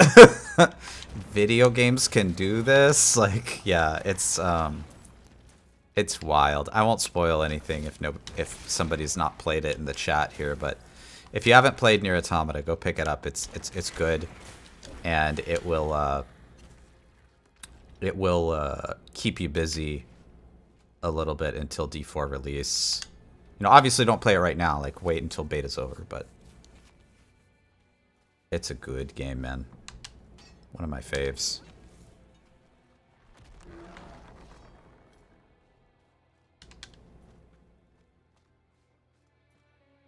Is this... So this event isn't actually happening.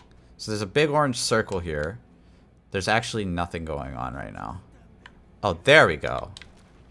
It literally just spawned. Okay, weird.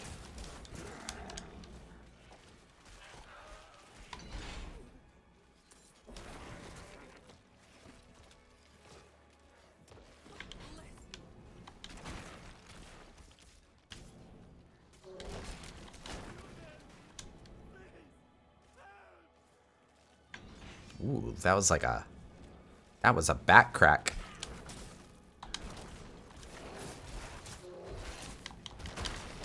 You know, I might raise the desk here, y'all. You know, I can do this. Here we go. Here goes. Technology!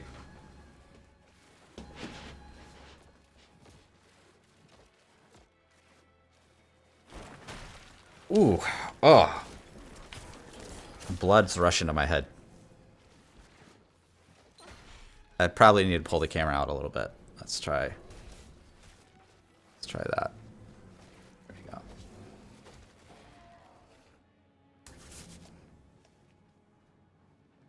All right. Is his stream lagging or is it me? Oh, yeah, it looks like I did drop 28 frames, Dre. It should be good now. If it's not, let me know.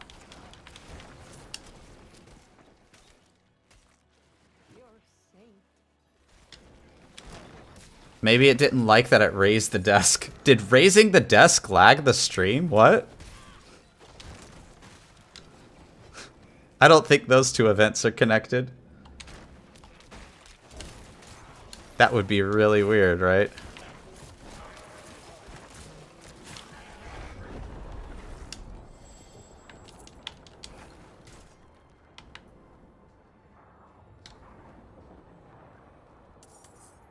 Uh-oh. We good?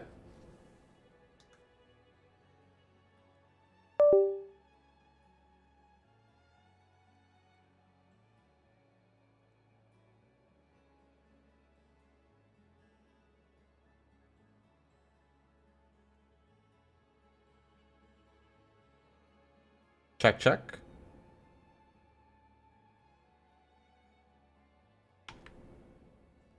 I think we're good. Drathar, I think we're good now. I just checked out the stream.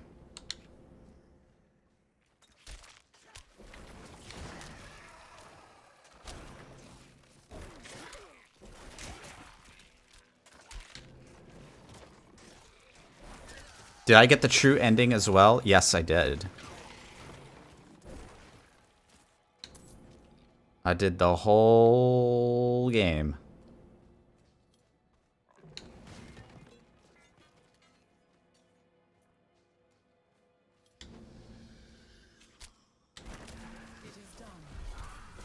It is done.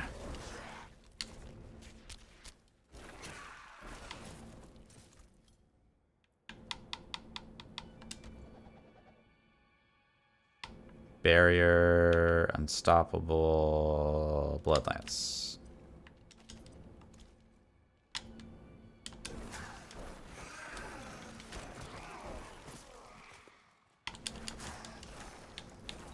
See if we can go get that legendary.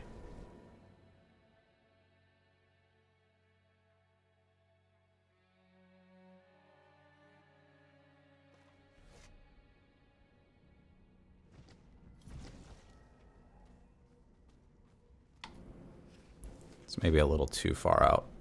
Just pull it. Pull it in there. Yeah, that's a little better.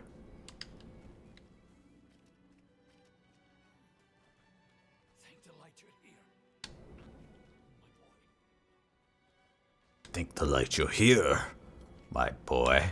Boy.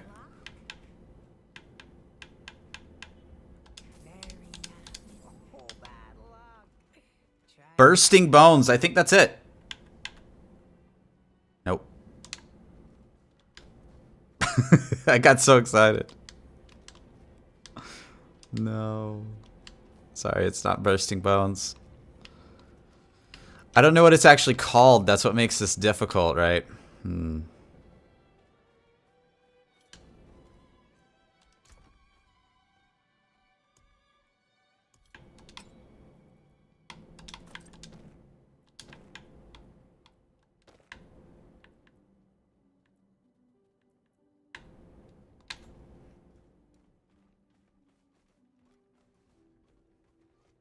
Giving me God of War PTSD. Boy.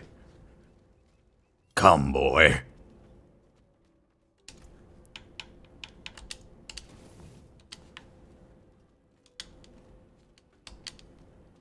But he's a god. No.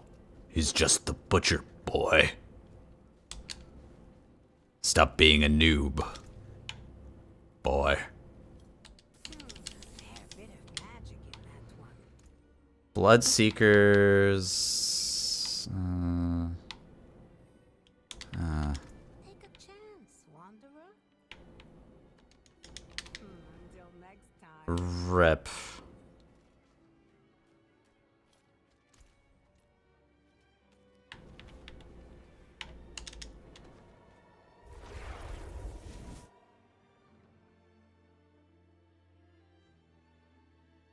Standing up is nice, man.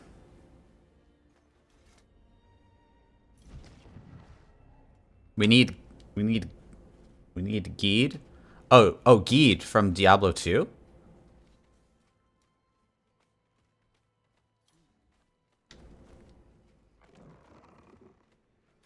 So Kadala is Geed's daughter, right? I think Geed is dead. Like, Geed is super dead. Kadala, we don't know what happened to Kadala.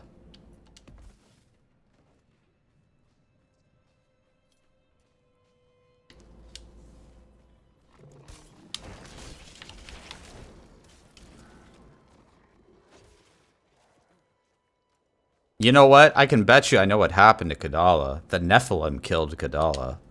I can guarantee you that that is the outcome. One day, the Nephilim was like, I've had enough of this shit, and just kills Kadala. Guaranteed. That's what happens.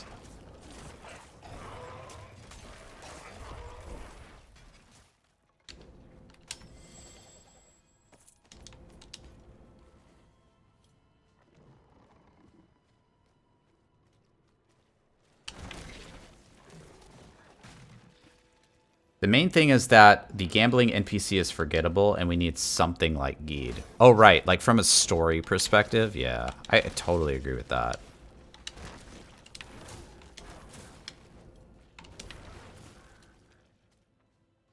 I do like the voice lines, though. I think the voice lines, those are actually new since the press preview, right? We didn't have those in the press preview. And I actually didn't have my dialogue game sound on, so I wasn't like getting those until yesterday.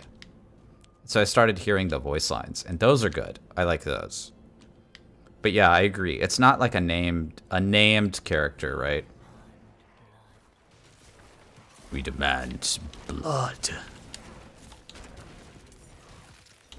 Blood for the blood god. Stand in the circle so I can kill you, please. Thank you.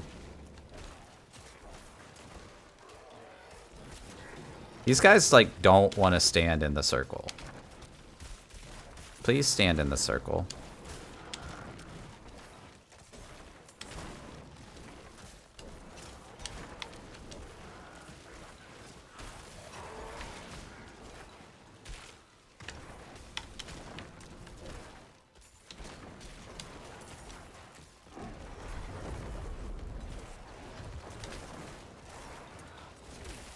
The hell? I'm like killing all of the mobs, and it hasn't popped these things yet. What the heck? There it goes, finally. Okay, 10 seconds left. Stand in the circle, please. I'm just waiting for the mobs to stand. This is so frustrating. So I failed the mastery, even though I was killing every mob. Like, pretty easily, I failed the mastery. I had this, so, okay. I gave this same feedback during the press preview to Blizzard directly. And I told them about this. So I was like, hey, if the mobs don't stand in the circle, then you can't do it, and it's no fault of your own. I'm sitting here deleting all of the mobs instantaneously. And I still didn't get mastery over the event. Like, I should have gotten mastery over that. I was asleep at the wheel over here. I had my Tesla autopilot on.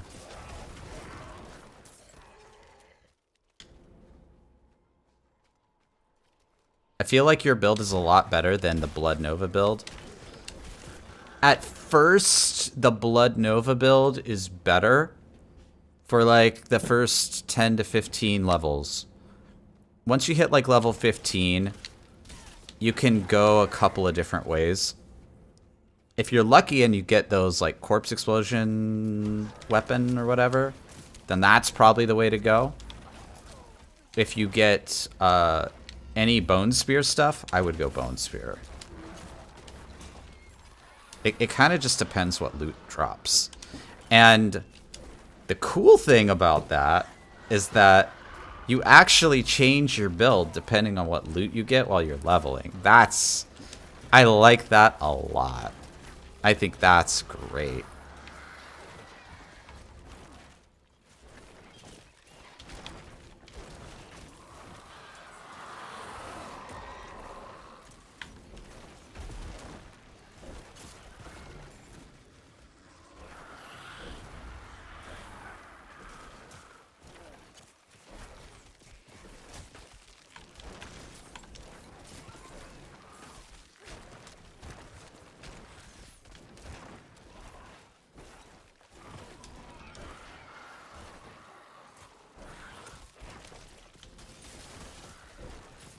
I've played a little bit of Path of Exile, but I've always wondered, is that just a staple of the ARPG genre? Is it always like gear is what's most important for your build instead of your abilities? Absolutely.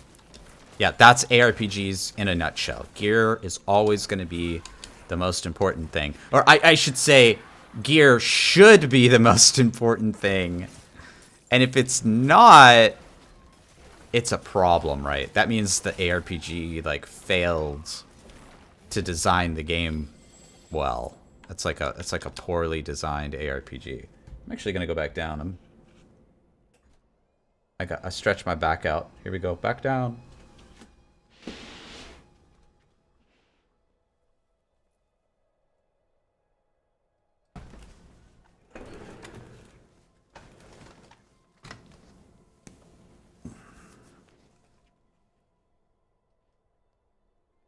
Is that also true for all 3 other Diablos? Yes. In general, yes. There's obviously like different big differences between Diablo 2, Diablo 3, and Diablo 1, but yes.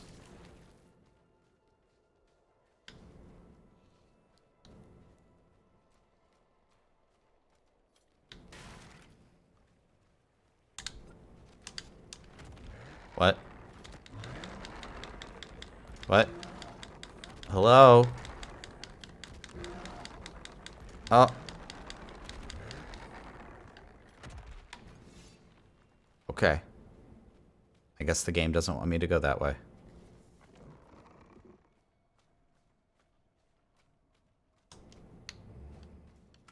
It's a beta. What's the point of gear sets in 3? And why was it bad if it's gear-based? So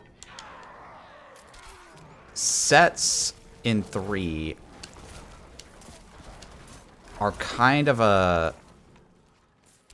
They're kind of a very limiting mechanic, right? So, I mean, sets exist in 2, right? But they're not very powerful. Except for maybe Talrashas. But sets in 3 are... They are the game. That is the game. That's the whole game.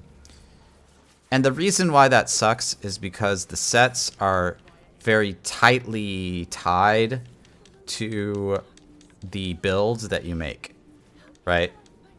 So you would get a set and it would be like, hey, wear this set. And then you wear the set and then that's the build you have to make now. So you're kind of... So the items are important, but it's also kind of predetermined for you by the developers. And there's no room for like what I call build expression, where you're able to sort of like express your own version of the build yourself by finding some other subtly different version of that build or with a different item or something like that. So that's why that's a problem. At least in Diablo 4, you still have ability choices, more diverse and choice, not just gear. Yeah. So they really tried to make the build expression really strong in this game. They want you to be able to really just like build whatever you want. Oh man.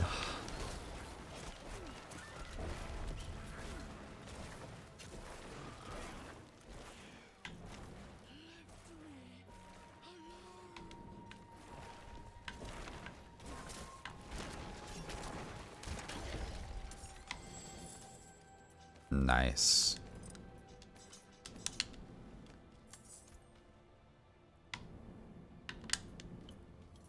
Ooh, a cellar. Okay.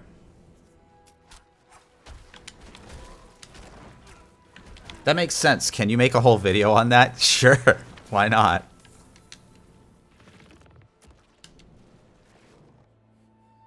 I don't know if I'll be able to get to it though. I actually have about 30 videos lined up. I have a list. And it's a big list.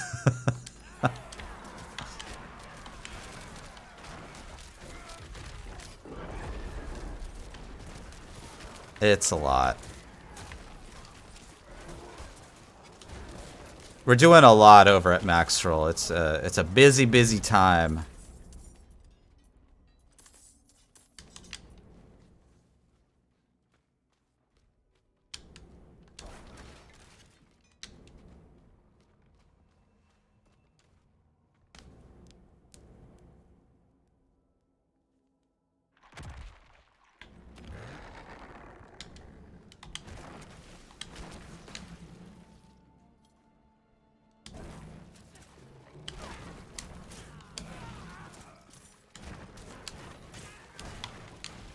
That's a lot, to be honest. Yeah, that's the content creator life.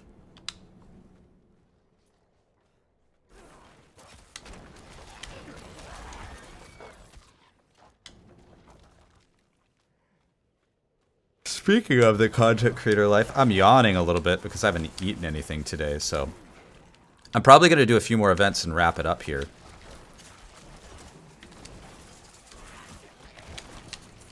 And then I have a few offline recordings that I need to get to as well. Yeah.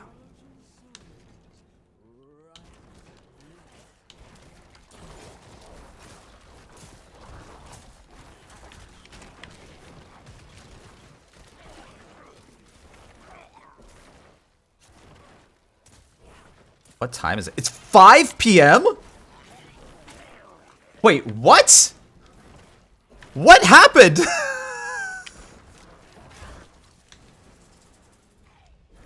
Day is gone. Oh my god.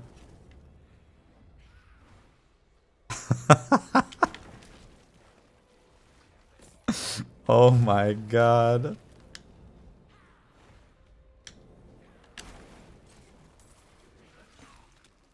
Yeah, hey Connor, thank you so much for hanging out with me the whole stream here. It's super awesome to have you. Hopefully I can do some more streaming here in the future. Obviously Diablo 4 won't be up, but I'll be able to stream it for the next couple of days, but then after that, like, we'll probably have to swap over to some other game.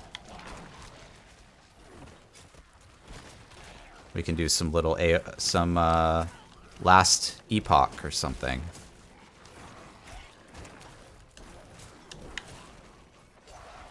While we wait.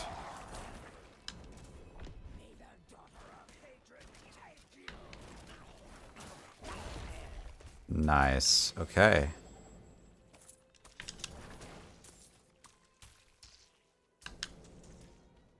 We need more skill slots? I disagree. Why? So, here, like, before I tell you why I disagree, why do you think we need more skill slots?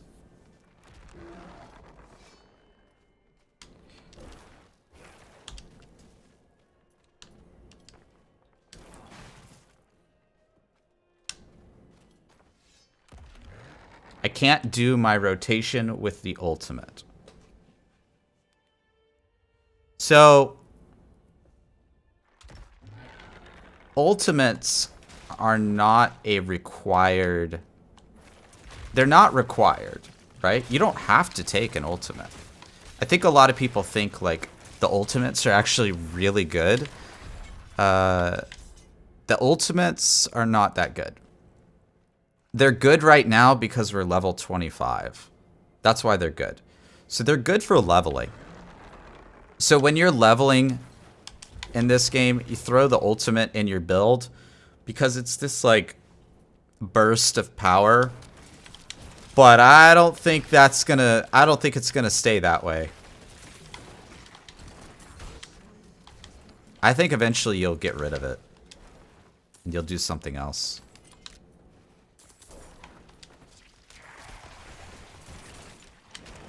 I like these ambushes.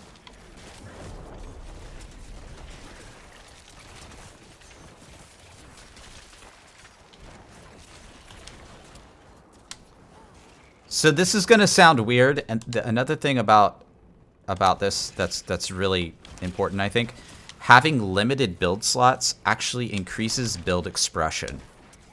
So if you have less skills that you can slot into your build, then you have to make a hard choice between different skills. You can't just pick like all the good skills and then, you know, spam them all.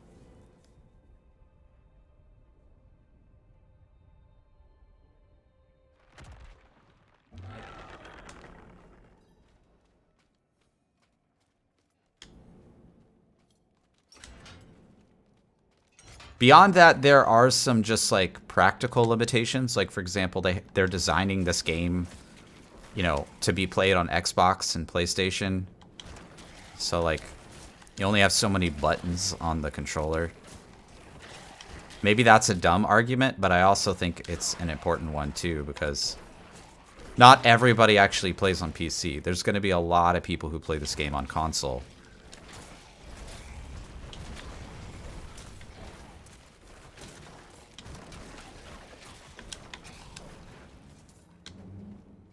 I use Raised Skeleton, Decrepify Corpse, Tendrils, Corpse Explosion, then I don't have room for Army of the Dead.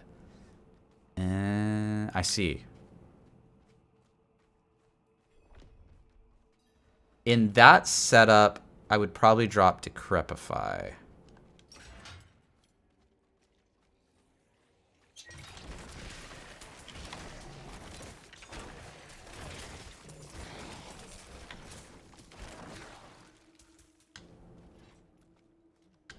I think that the curses like aren't that great.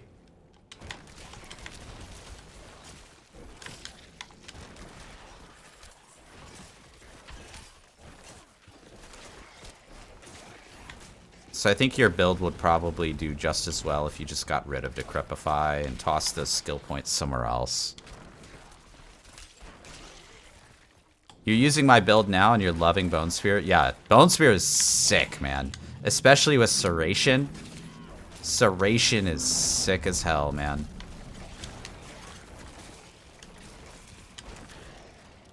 Make sure you have 3 out of 3 Serration because it's so good. Everything crits all the time. Like, look, I just melted that elite. Here's another one. Watch. Let's get full. So we're full. 1, 2. There we go. 2 Bone Spears and he died. We're like, wow. Wow, dude.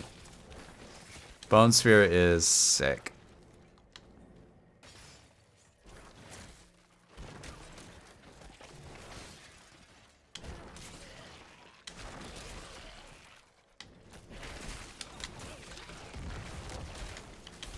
Oh.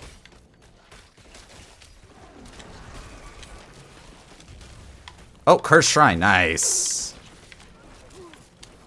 So, you guys might not know this. I've mentioned this a couple times on live, but all of the shrines in the game and all of the wells, the health wells, and all of the chests, like the resplendent chests, have a chance of being cursed.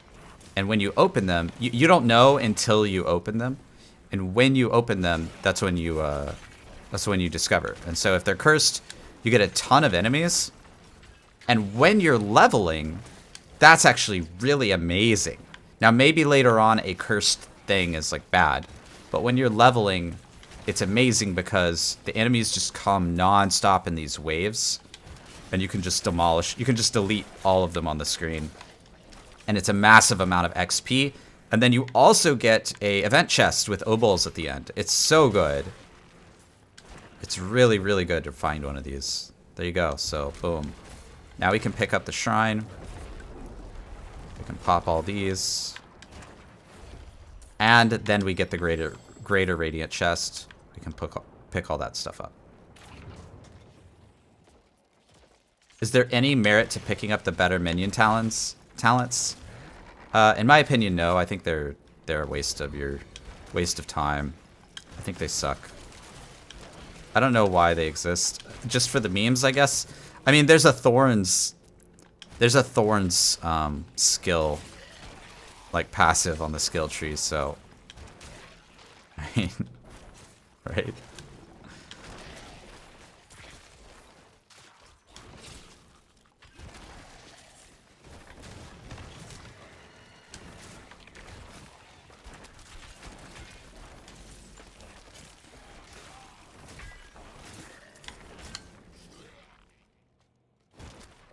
What to choose for basic attack? What to choose instead of Decrepify? I'm a Diablo noob, but I'm having a ton of fun. I'm really glad, man. Welcome in.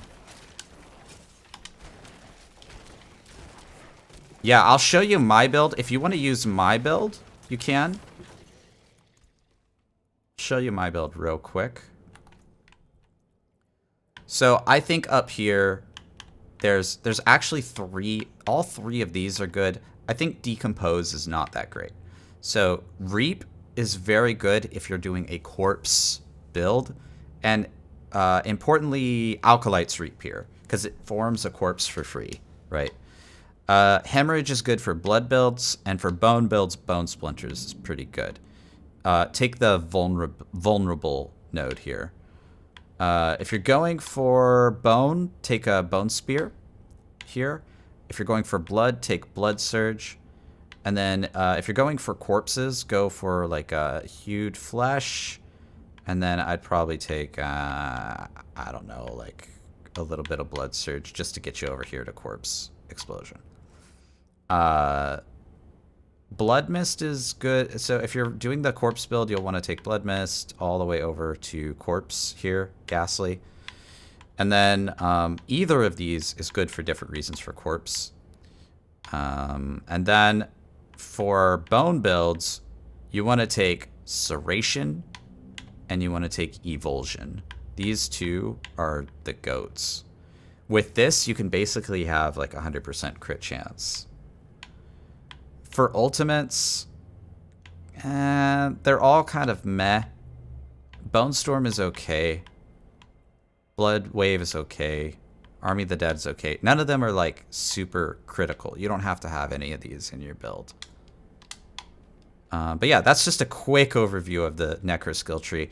I will have like a big Necro guide that is like breaking down everything for the Necro that you might want to subscribe for.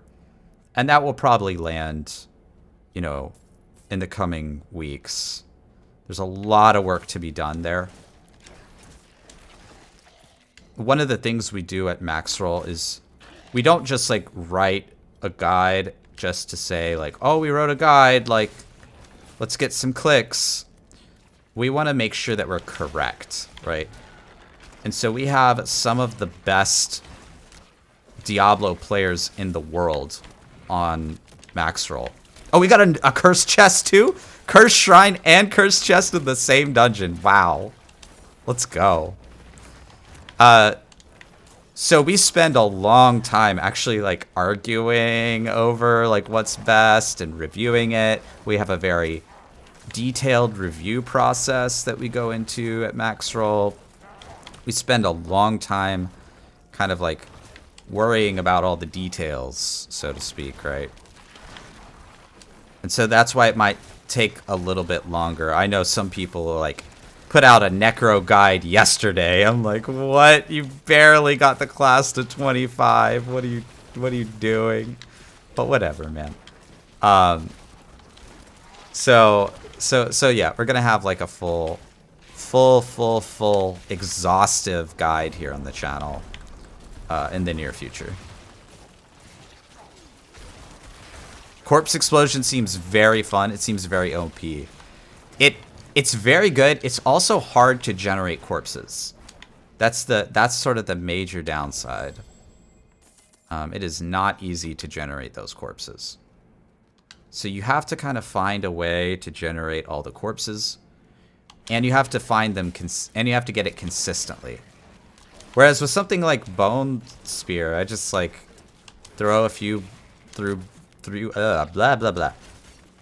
Throw a few bone shard splinters, and then I'm able to just kind of do whatever I want from that point.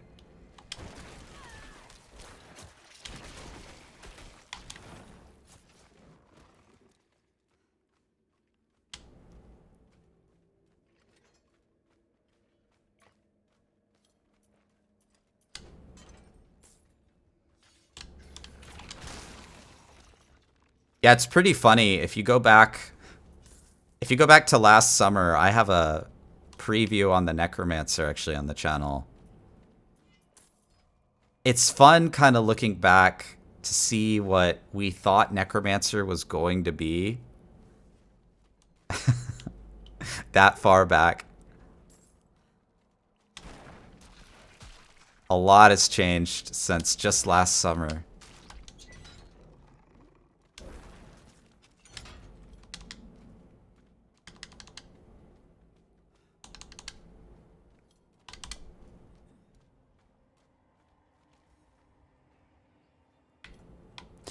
This is the thing I hate about this game right now. We have to run. Oh my god. Watch. It's faster for me to leave the dungeon and run all the way through the dungeon again. That sucks, dude. They gotta fix this dungeon design.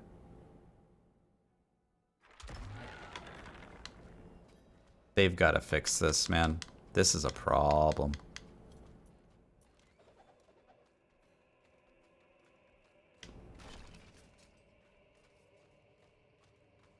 Oh, this is so painful.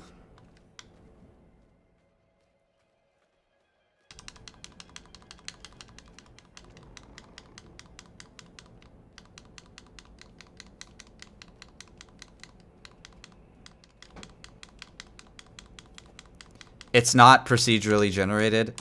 It's kind of procedurally generated. They have a few different layouts, and they have like different puzzle pieces that kind of fit together. But it's not like Diablo 2's procedurally generation, if you get what I'm saying. Like it's a very different kind of procedural generation that's going on here. So yeah, I mean I agree with the sentiment though. Like it is procedurally generated, but it's not the kind of procedural generation that we're like hoping for. So yeah, they gotta fix that. All right. So I ran all that way just to kill that. Oh, so bad.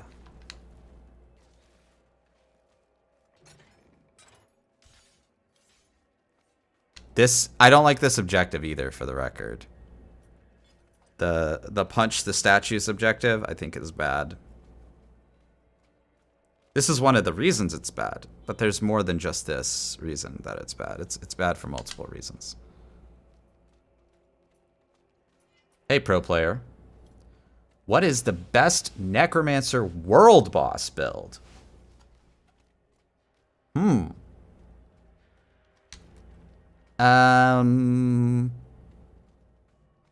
This one's pretty good, to be honest. There's like two builds I would recommend to you. One is this one, which is a bone spear build with serration. The other one is a like sort of corpse build, but you have to have a special legendary for that. The other thing that's really important is that it's kind of hard to generate corpses on a boss. So you really have to kind of have that put together correctly. If there's anything with that corpse build that's incorrect, then you won't be generating enough corpses for the boss. So I might go Bone Spear. Bone Spear will be a little easier for you to gear if you don't have everything you need for the corpse build. Hey Roy, how you doing? Welcome in. What do I think of the Book of the Dead? It's okay. I think it's okay. It does give you some choice. It's not like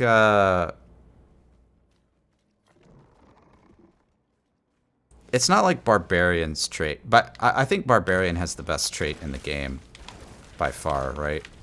They get extra slots, they get to like level up their weapons, all that kind of thing.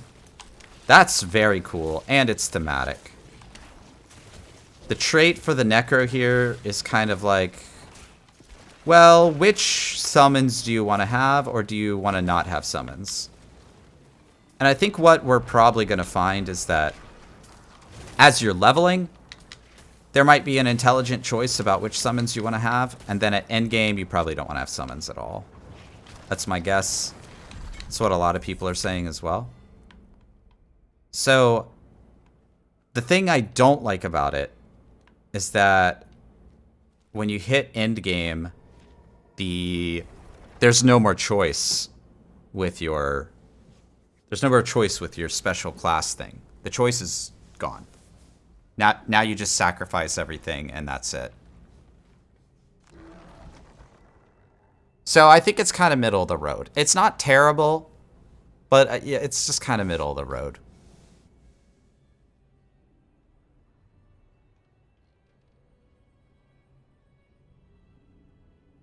I found a bone spear codex and I put it on a two-handed scythe. I'm gonna try it with serration. Yeah, I'm gonna end the stream here, but I'll leave you guys with this. I'll show you my build one more time. So I'm running bone splinters with the vulnerable node here. I'm running bone spear with the vulnerable node. Unliving energy and imperfectly balanced 3 of 3. A little bit of corpse explosion just for some extra damage here and there. And then all the way down here to serration 3 of 3 and evulsion 3 of 3. And then I toss on Bone Storm for my golem just for a little bit of extra deeps. And that's it. It's pretty simple. And then there's also a couple of legendaries that are really nice. Critical strikes with bone skills increase your essence regeneration. And Bone Spear's primary attack makes the enemies hit beyond the first vulnerable for 2.2 seconds. Bone shards from Bone Spear deal 85% bonus damage to vulnerable enemies and pierce them, right? So that's really nice. So if you have all that stuff, that's sort of like the beta Bone Spear build. I'm sure like whatever comes after beta will be fully kitted out, have uniques, have like all sorts of complex Paragon board mechanics and all sorts of things. The builds that we have right now are like fairly easy in general. But yeah, hold on. There we go. But yeah, hey, thank you everybody for tuning in. And I'm going to be streaming Diablo 4 again tomorrow. And working really hard on just capturing some footage so that for the next 2 months, while we work our way to release, I'll have a lot of footage to work with for all the videos that we have planned on the channel. Anyway, I'll see you in the next one. Peace.